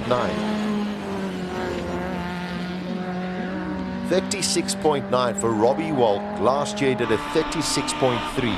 Yeah, so he's only 0.6. He's only 0.6 off his fastest time up the hill, and I think he's got a little bit of understeer on that car. It looks like it. Yeah. It looked like it in the turn one there. So Andre Bezuidenhout, he's got it all to do. 36.9. These are practice sessions that don't really matter at the moment. It's just a question of getting the feel for the car. But this is the current champion of the King of the Hill. This is a magnificently prepared car as well, and a brilliant racing driver and wonderful man as well. Andre Bezuidenhout. He's got so much room still. So what it's telling me is that he's not going flat out. He's got so much room on. He's not even hitting 35.298 for Andre Bezuidenhout. Rodrigo, you would think that this was the race for the King of the Hill. Well, isn't it? Yeah, but this could be the final. It's just fantastic to see what we are getting over here. So let's cross over to Colin in the pits, because there were a couple of non-runners during that free practice session. Colin, give us the scoop of what's happening. Peter Solberg, welcome back to South Africa. Fantastic to see your smiling, entertaining face and the Polo. It's honestly, since I came yesterday, and quick shower, straight into the parade. Great atmosphere. I'm so glad to be here, and also back in the car. I haven't driven this car since 2018 when I did the rallycross. But it's really good fun, and I'm so proud of Volkswagen here in South Africa, flying the car from Germany, get it here, and it's a good history. And the car came out of the museum. You've done no work, really, development on it since the WRX days, and it's as it is. It's exactly like it is, same suspension. In Goodwood, when I did there, it was a full tarmac car and full spec. This is a full rallycross spec, so it's very soft car, basically. We have 600 horsepower, but yeah, it's great to be a part of it. We try everything we can, and it would be nice to get a podium this weekend in my class. When you went out for your first run, you banged in a super good time straight away. Was that just to say, I'm here and I've come to have a go? No, I don't know. When you are a rally driver and a rallycross driver, normally you are good at doing straight away. And after that, maybe we don't see massively progress. We do very small things. But it is fast hill. And, and some of the cars have 1600 horsepower. So it's very impressive. And it's so nice cars here to look at and good drivers. So it's hard competition. That was getting to my next question. Reggie Roots wheeling, having the car wheels. He's one of the favorites, but that is a totally different car to this. Yeah, very, very much. I'm not sure how much horsepower, but it's over 1,000, I think. It's a lot. Yeah, but it is like it is, and it's good fun to be a part of this. And I'm very impressed with some of the cars here. It's really good, but it's still a long way to go. And if it rains tomorrow, maybe it's a different chance. Are you going to be doing the rain dance tonight? Well, I think I'm here to have fun and do a good marketing for Volkswagen stuff. So for me, I hope for the spectators and everything that is dry to have an enjoyable event. If it's raining, yeah, we have for sure a much better chance to have a chance to win. Yeah. You're a proper entertainer, and I think everybody here would thank you for that. No. Hey, we have passion for what we do, and I love motorsport and cars, you know, and all my family, my brother and my cousins and my mother, father, all of us are doing motorsport, and it's in our blood. So thankful to be here. Peter, thanks for coming. Thanks for entertaining us. We're going to talk to you over the next day and a half because this is King of the Hill. Good. Thanks a lot. Peter Solberg, they've come to entertain with an absolutely brilliant machine. We're going to go straight across the way here because Clint Weston is in the AMG Mercedes. You've got Mika Salo right there. We want to go and talk to him as well, but you beating a Formula One driver there. What's going on, boy? Jeez, I think I'm not getting old. I think I'm getting younger. And you're still having fun? I'm having tremendous fun. You know, these AMG 45s are just so accommodating. They you can really take it to its last, and it'll keep it on track. A lot of other cars, you're really going to fight it, and you've got to just find the limits in a car like this and just have big kahunas. Interesting class this, the four-wheel drive turbo cars, road-going cars. You've got yourself Volkswagen, Toyota. Wonderful battle. You so far it seems that the AMG's are ahead. Yeah, I think we do have the upper hand. The all-wheel drive system, the race starts off the line as well. It really doesn't waste time there. Going through the corners, late on the brakes, it can handle all of that. So you know, you can really push this car to the limit, and it still has the power. It's still on tap. And it's as fast as you can go, and choosing the right lines. If you don't choose the right lines, obviously it's going to go wide and you're going to lose time. The way of the racing gods. Thanks so much. Thank you, Clint. Let's see if we can talk to Mika Salo straight away. Mika, welcome back to South Africa. We know you spend a lot of time here. First time at the Hill. What do you think of it? It's interesting. I've never done anything like this before, so I'm just going with the flow. I don't even know the schedule, so I just sit in the car when somebody tells me to go, and then I go. And I had 3 runs so far, and it's been fun. And when you try and learn a new track like this, what are the things that you look for to help you get the maximum speed out of the track? I just try to find the braking points. That's the first thing. So you don't want to miss braking here because it's quite quick and quite a big drop if you miss it.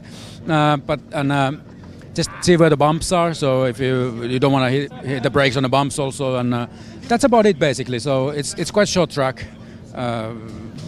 I learn tracks quickly normally, but this is a little bit different. It's more tricky than normal track.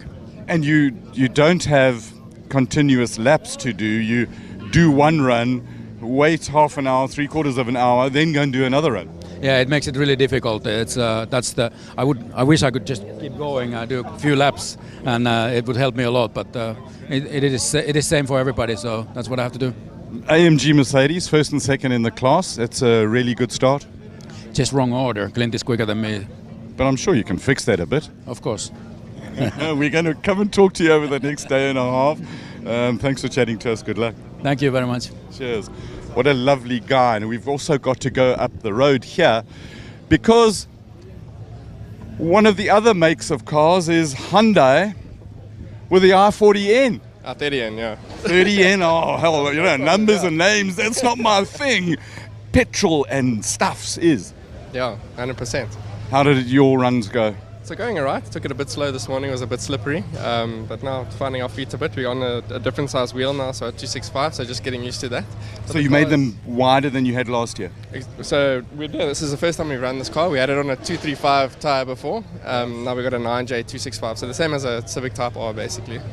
And how's it going up against the Civic? 100%. The car's basically stock. It's got the cat's been out and it's got a file, and it's pretty much doing the same times as a Civic. So you're enjoying it? I'm loving it. Isn't that what this event is about? 100%. But this is a C for serious event because this is the finest Coronation event in the world. 100%. We're missing the Coronation today for it, eh? No, this is the Coronation. Those people in England world are missing our Coronation tomorrow. 100%, 100%. Thanks for chatting to us. And then we go straight up the road here to one of our noisy cars. We know that Rodrigo loves fast, powerful, noisy cars. Johan, you've got one of the world's best tuners and fiddlers of stuff. How's the car going, and has Freddie given you the more powers that you need? Well, we haven't been on power yet, but we're just trying to get the traction control and the launch control to work a bit better.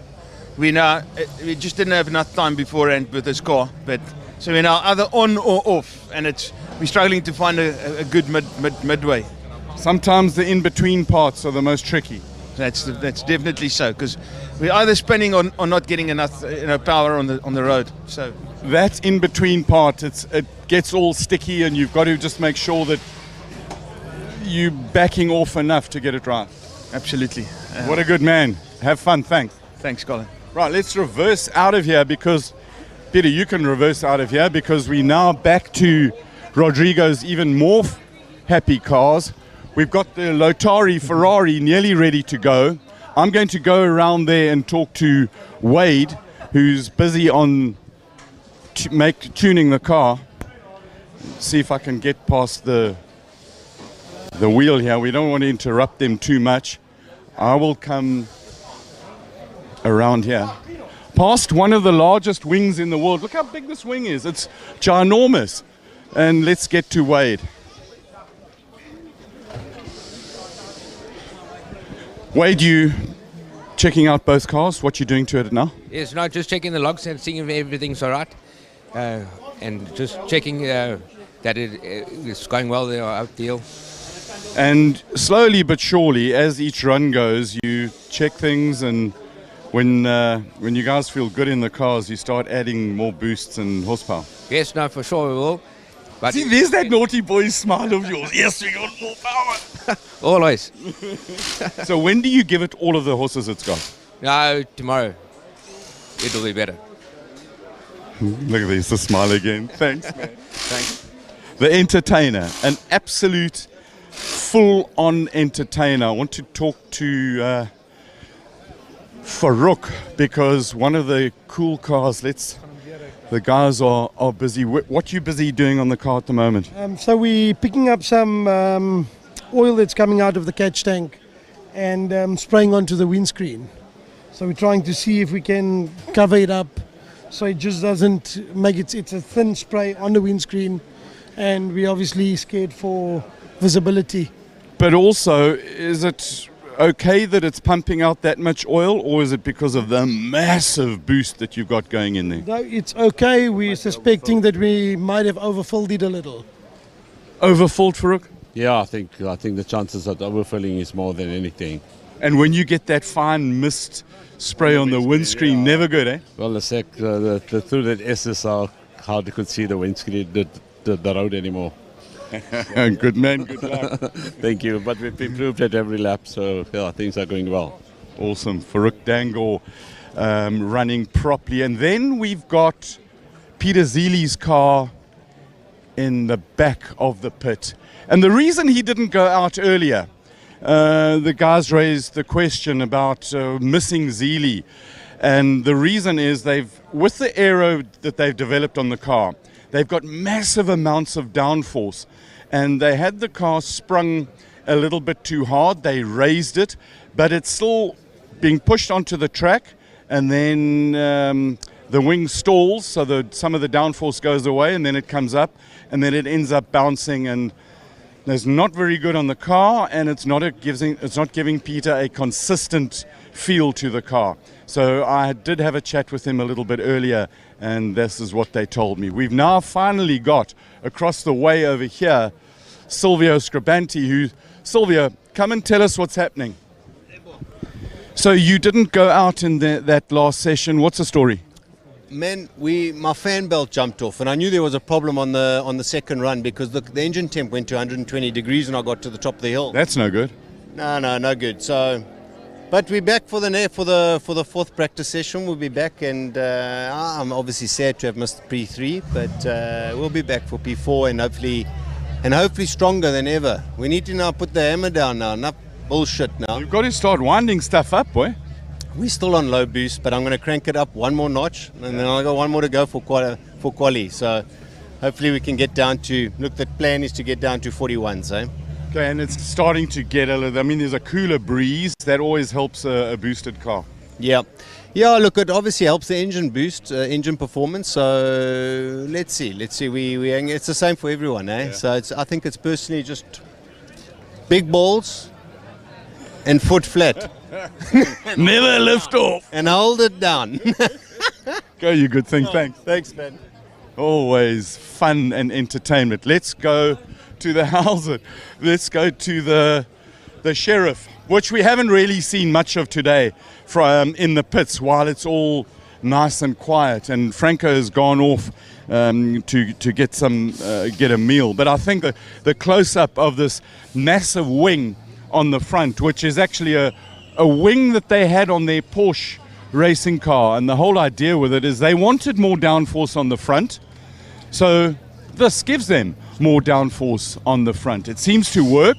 It's also massive entertainment. It really is super. It's a lovely car. It's a beast. We know that the guys actually like it. Right.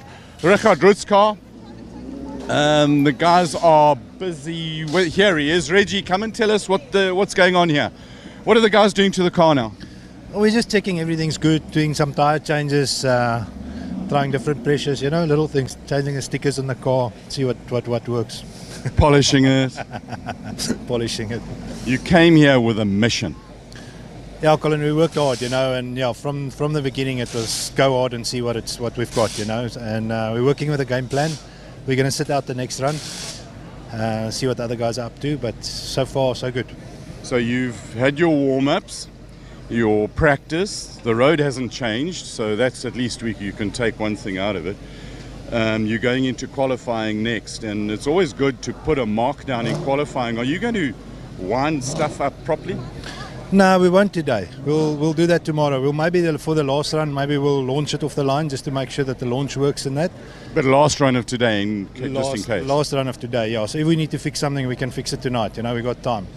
Other than that, the car's good. It's a tweak here and a tweak there. Really, very little to do. There's half a second at the front of this race between you, Peter Solberg, and Franco. Yeah, it's good. It's nice to see those names so close. So it's an honor to race with them. You're racing against a multiple world champion and beating him at the moment. Yeah, let's see. As long as it stays dry. I think if it's wet, we're gonna be in the poo. We asked him about that question of the wet and the dry, and his version was that, or one of the things he said was that he hopes for the crowd and the entertainment. He hopes it stays dry. That's interesting to hear that. I just think his car is set up for low grip levels and it's very light in that, So if it gets slippery, because this gets very slippery if it's wet, it will be an advantage for him. I mean, our cars are 1.5 tons to wrestle around here, So, but I think dry for the crowd's better. I mean, you don't want to be sitting in the rain under umbrella. That's horrible. Yeah, sunshine is wonderful. Nasna is brilliant. Reggie, thank you very much for chatting to us. Thank you. We'll come back. We want to talk to Rui Campos. He's over there. He's driving into Rui Campos. You're driving into policemen. What's going on? Well, they couldn't show it to me. I went in to see the footage. I didn't feel it. But it doesn't really matter now because... I mean, Sparky just said to me, would I like to miss the final? So you threatened me. So you shut up? That all short shit, you know what I mean? But then you shut up and you accepted it and now you move on. And he told me to get on my knees and thank him. So I did. Right, there's action on the track. Let the cars talk.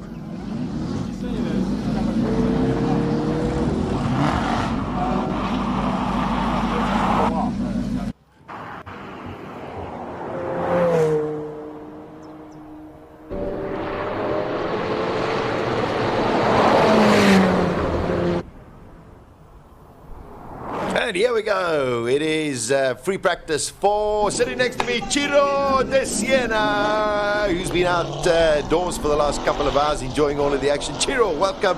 Man, what a start to the King of the Hill 23 in Simola. Ciao, Sasha. Yeah, I perched myself on this little grandstand here next to the start line, and I waited patiently to see that WRX car launch and to listen to it launch. That's pretty much been the highlight of my day, actually. It's just absolutely fantastic to see a machine like that in South Africa. Brilliant. It is very, very special. And I mean, just what a welcoming, what a brilliant guy Peter Solberg is. I mean, I remember watching Peter Solberg since he started. And the one thing in the interview with Colin he didn't mention was his son. He didn't say, "And my son." And I mean, Ollie Solberg is just a fabulous racer as well. Yes, and his brothers here. I mean, his Peter Solberg's parents were racers as well. I mean, it's just a racing dynasty. Yeah, wonderful, wonderful. All right, it is practice 4. Reggie Roots has said he's not going to go out. Some of the other drivers and cars might not go out as well. We'll have to just monitor it on our timing screens. Garth McIntosh in his magnificent McLaren 720S has set a time of a 46.1. Rodrigo, you are still joining us, and it's wonderful. If you're just joining us for the first time, Rodrigo de Oliveira from HillClimb Masters. An impressive start to the morning session. Would you go with someone like Reggie Roots, who's decided, you know what, I think I know what I'm doing? Do you think more of the drivers and teams will decide also maybe not to go for the 4th run? It is a wise strategy now, but in the end it all comes down to the whole planning they had for the weekend, so I don't really think this decision was taken lightly or shortly. It is something that was pre-planned for quite a while in Regards case. But yeah, it's normal that after, and given that everyone started so strong right from the get-go, it's normal that now that we reach the final stages of practice, everyone sort of lets off a bit. Yeah, and also you don't want to have any kind of little incidents unnecessarily before qualifying. Chiro, besides the WRX that we've seen, anything else that sort of just went, wow, what is this? Well, there's some interesting stuff happening out there. And the cars are not necessarily in the same classes, but they are sort of rivals on the road. So sometimes, I mean, these hill climb monsters are wonderful to see, but for the average human, they'll never get to drive something like that. And I think the cars that we can relate to, there's plenty of them here today. So, for instance, we've got the new Honda Civic Type R, just launched in South Africa. We've got the new Toyota GR Corolla, hasn't even been launched in South Africa. This is its first public outing. And those cars on the street are direct rivals. They're both running manual gearboxes today. Dion Hubert, of course, racing legend, is in the Honda. And the young Natiem Simanga, who is 19 years old, GTC driver, is in the Corolla. I tell you, I met Nati last year for the first time. What an impressive young driver. What a talent. And up against one of the true legends of South African motorsport, Dion Hubert, in, as you say, very comparable motor vehicles, which is wonderful to see. Yeah, no, it's really nice to see those two cars here. The manufacturers have made that happen. And of course, Suzuki as well. They're running this media competition with their Swift Sport. The Swift Sport is probably one of the most fun cars I've driven in the last, I don't know, decade. It's light, it's nippy, it's fast, it's a really fun car to drive. I got to say, I have to I've got to condone, no, not condone it, I've got to accept that as well, because I drive one. Oh, there we go. And a guy who has driven Italian cars all of his life, I cannot believe how impressed I've been with this little car. And I've had it for over 5,000 kilometers, and I'm loving every second of it. There we go. There we go. Testimony from an owner that the Suzuki Swift Sport is an incredibly fun little car. So obviously the Swift Sport quite a bit down on power on something like the Type R or the GR Corolla. So definitely not competing with each other. However, the media competition there, I know there's going to be, those guys are going to want to win. They're going to really be pushing up the hill to come first in that Suzuki Media Challenge, so we wish them luck as well. Got a lot of fun as well. So we've got action out on the track. It is a practice 4 session. Just one time that I'm looking at is really impressive. 49.9 from Paige Liebenberger. Best has been a 51.3. So everybody really putting it down. The track is definitely rubbering in, and also the conditions not too hot. I think is also favourable at present. I think the sun is warming up this tar a little bit, and then you have a nice cool breeze, which is good for the motors as well. So good conditions out there, nice for the tyres, good for the motor. and I think we are going to see some fast times now. Obviously, it's practice, so you don't want to put it in the bin. You want to come back to the pits in one piece. So maybe not going 10/10ths during your practice, but it's nice to get a feel for the car, get a sense for your braking zones, how fast you can push through different corners, and that's what the guys and girls will be doing out there at the moment. Yeah, magic stuff. Simola HillClimb 2023, the Alfa Romeo Giulia QV. Pete Potgieter, this guy just loves being in this car. I mean, he just doesn't stop, and he drives here. He's just having so much fun. Gosh, one of my favorite modern cars, that QV. And he runs a sub 50. Yeah. Stunning car, that. Very, very impressive. The new M2. M2, wow. Now that, yeah. Carry on. No, that's a nameplate which excites South African petrol heads far and wide. And this one has been put together with the M Performance livery. The M Performance race group is actually here this weekend in support of this car. It's got a couple of go faster bits on it, unique front bumper, unique spoiler, and he is really pushing that 185 k's an hour into the braking zone. Very, very impressive. I think Patrick Gearing's at the wheel of that one. So yeah, great fun. BMW here. Celebrating 50 years in South Africa as well. Rodrigo, BMW must also be a big marker in hill climb racing. Oh yeah, probably the most iconic hill climb car, European hill climb car ever. It's a BMW from the late Georg Plaza, just powered 1 Series, and but there's a whole host of them. And curiously, I have one of the videos I have prepared for a near future. It's a best of BMW from hill climb racing, and it's around 20 minutes of something like 15 iconic BMW models. Wonderful. Last year, Chiro, you were up for the first time in the electric vehicle, and I think it was one of the only one, or just a few of them that were with you last year. This year, we've got a few more, and the electric vehicle, very interesting performer. Yeah, for me right now, BMW are at the very front of the pack when it comes to road-going electric vehicle cars. They're electric vehicles, rather. This is the iX3 we're watching going up here. It won't be a contender for fastest electric because you've got the XM and the i4 M50, and we'll see the i4 M50 coming up the road now in the hands of Thomas Falconer. That's an exciting car. Now, speaking of which, has he beaten your time yet? Sasha, I was hoping you weren't going to ask. No, here he is, here's Thomas Falconer. I went to congratulate him. He beat my time on his first run. The conditions were very different. Last year there was lots of damp on the track. So I'm defending you here. No, thank you. No, Thomas is an absolute master behind the wheel. He can really pedal. I mean, he's basically a semi-pro racer, and I suppose that's the difference between a relative amateur like myself and someone like Thomas. So he's already in the 47s. He says I had a really nice chat with him just now and congratulated him on taking the record. But for it to stand, he has to do it in the class final or in the shootout. Correct. There we go. Yeah. So, and that's where there's a different element of pressure. No, that's a good point. Yeah. So when I drove that car, a little bit sideways through there. He is pushing.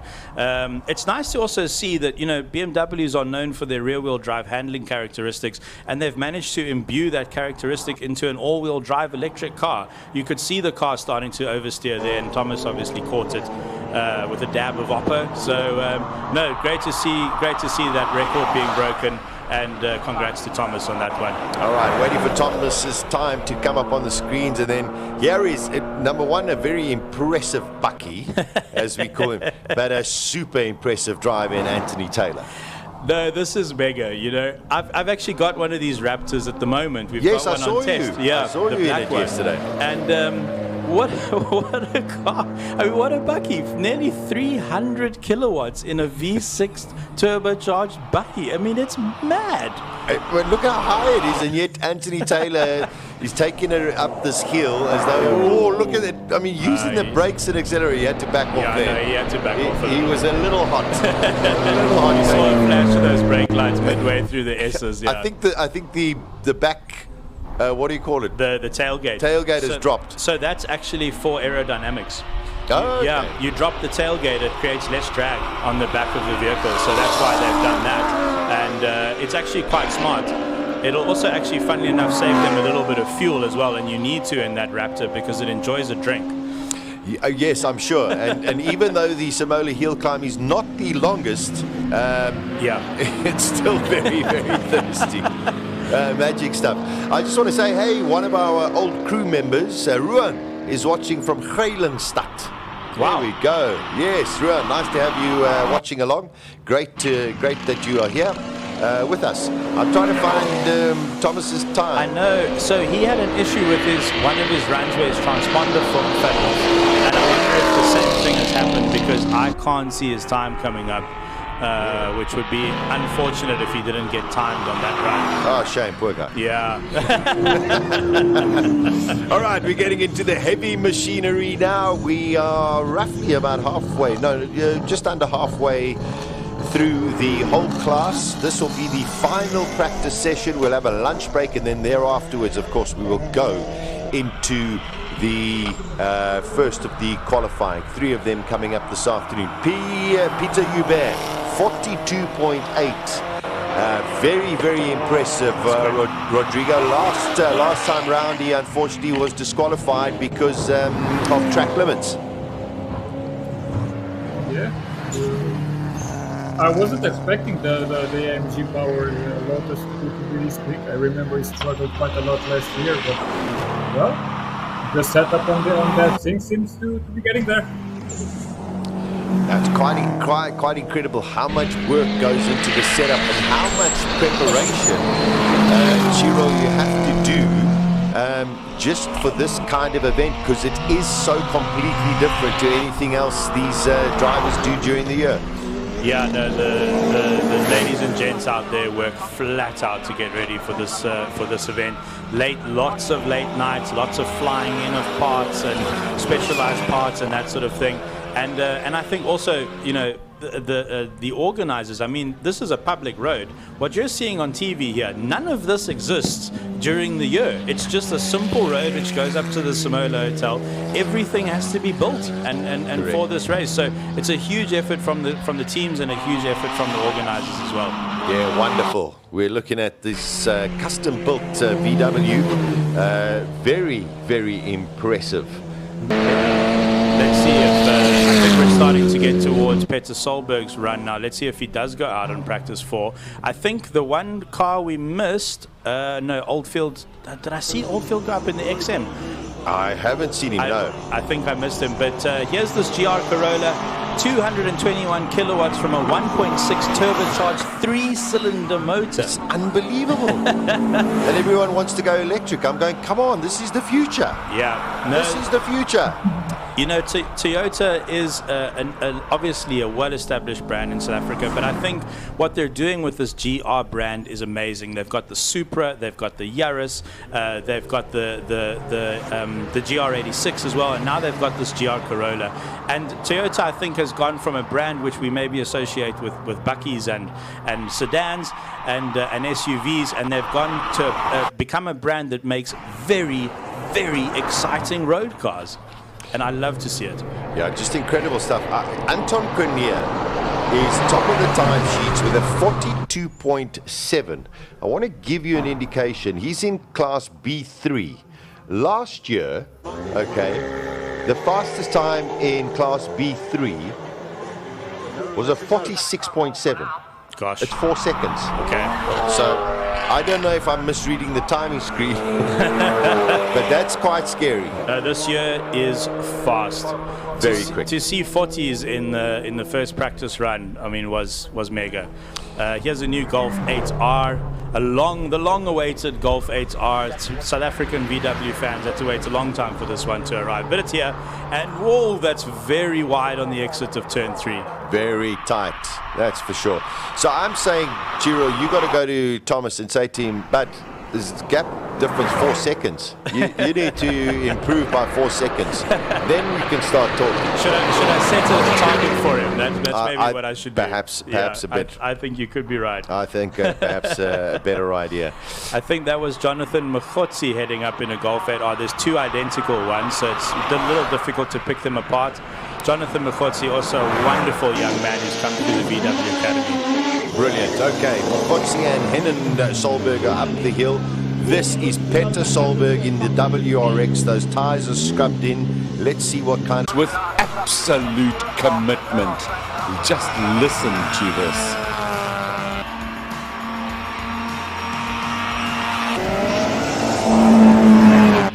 First time at Simola for Kyle. This is a rescue car that he got. He built it himself. He raced it with help with his father and the Checkered Flag Museum. Brilliant. Trevor Tuck in the Alpha. Julius Caesar, they call it. Commitment.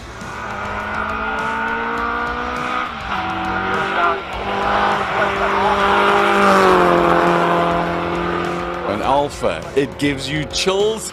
Oh, man, I'm so happy. Tuck wins his class.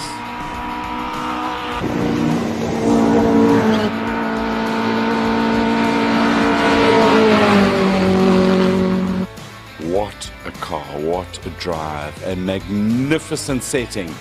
5205. Wow, James Temple. Cobra, huge power, V8, Daytona Coupe. It's into bridge, over the bumps, commitment, brake, turn, throttle, drive it.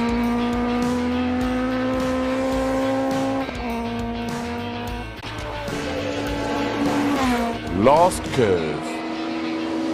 Over the line. What a champion. 41.715. A magnificent day. Join us again. These were the highlights of Classic Car Friday, Simola 2023.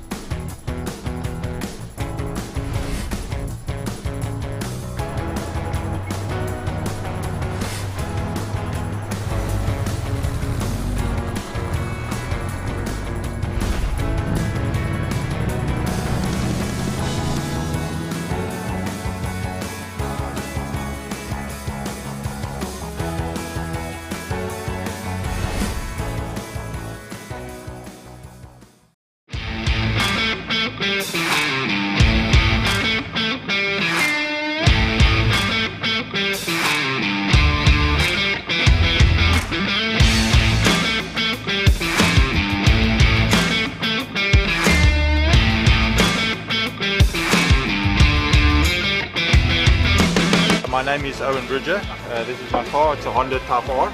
It's a 2007 model. It's a car that I built up.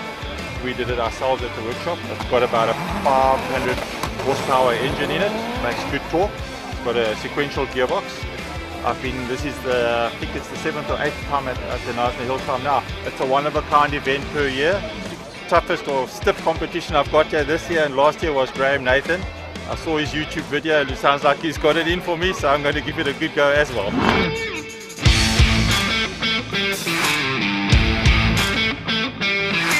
I'm Martin van Zimmeren, riding the 34, the yellow one, Nissan Skyline. I'm Wade van Zimmeren. I'm driving this R34 in the rear-wheel drive class for the HillClimb. I'm Jody van Zimmeren. I'm riding that R32 in the four-wheel drive class. Hi, I'm Reggie Roots, 3 times production car champion, and now we're going to try and win it in supercar class. Well, it's a GTR R35. It's quite an old car. It's about 10 years old, but it's never stopped its developing. Makes a lot of power. I can't tell you how much because that's a state secret. It's a combination of motorsport from all different aspects. Guys coming from off-road rally, circuit racing everywhere in one place, whole weekend racing against each other. And it's also it's a special event in that it's very short, quick runs where you have to get your mind working immediately. There's no time for warm-up and no time for error. Always Franco Scrivante. I reckon he's won most of them, so he's going to be our biggest competition.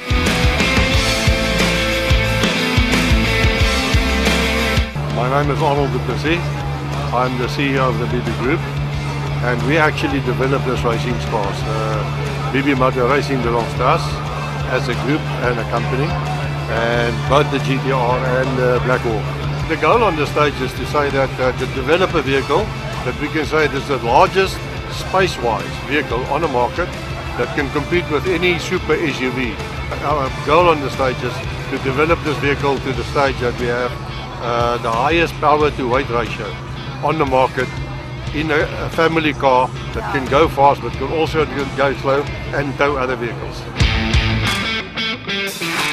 Hi, I'm Pierre Bester. I'm the driver of the A45 car number 50 in the 2023 HillClimb. We're going to compete in class B3. So there's 7 cars in class B3, and our biggest competitor there is Peter Solberg. He's coming with his 1.9 second Polo super car, so it's going to be quite tough. You have to first finish to finish first.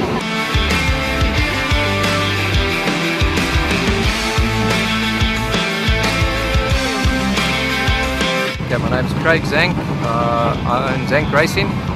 We are a team based in Klerksdorp that builds extreme cars. This is a backdraft Cobra. It started out as a Class C endurance car. For this year we decided we'll put a turbocharged motor in with a couple of extras and see how fast it can go up the hill, see what it does. This is our 8th time. We've been top 10 pretty much every year. You get to meet all your friends. We're all a whole bunch of racers that have been around a lot longer than we will ever admit. It's a once a year event that everybody loves, we never miss. The fastest guy doesn't always win. The guy who puts it together on Sunday afternoon, on the last lap, he takes home the prize. So it's always unpredictable.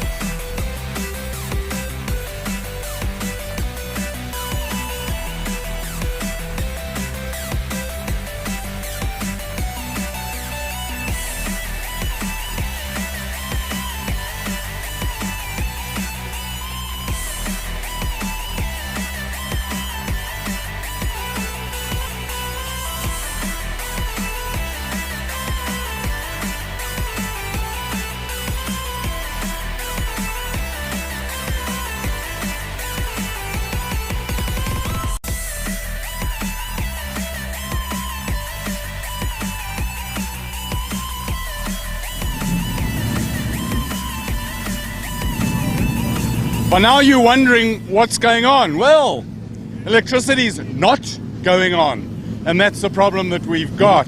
There's a whole story about electrons flowing through the red wire and the green wire and the black wire and all the different wires. It's not flowing. We got no electricity. We do have a plan in action at the moment. The little short people with clever brains are doing everything they can to bring us back. It is incredible racing. But it's still only practice. So you're not missing the real important things. We hope to be back when qualifying starts, probably a little bit later this afternoon. Have fun, join us, don't go away, keep checking. Got to keep on top of these things. And we'll let you know when we are back. Thanks.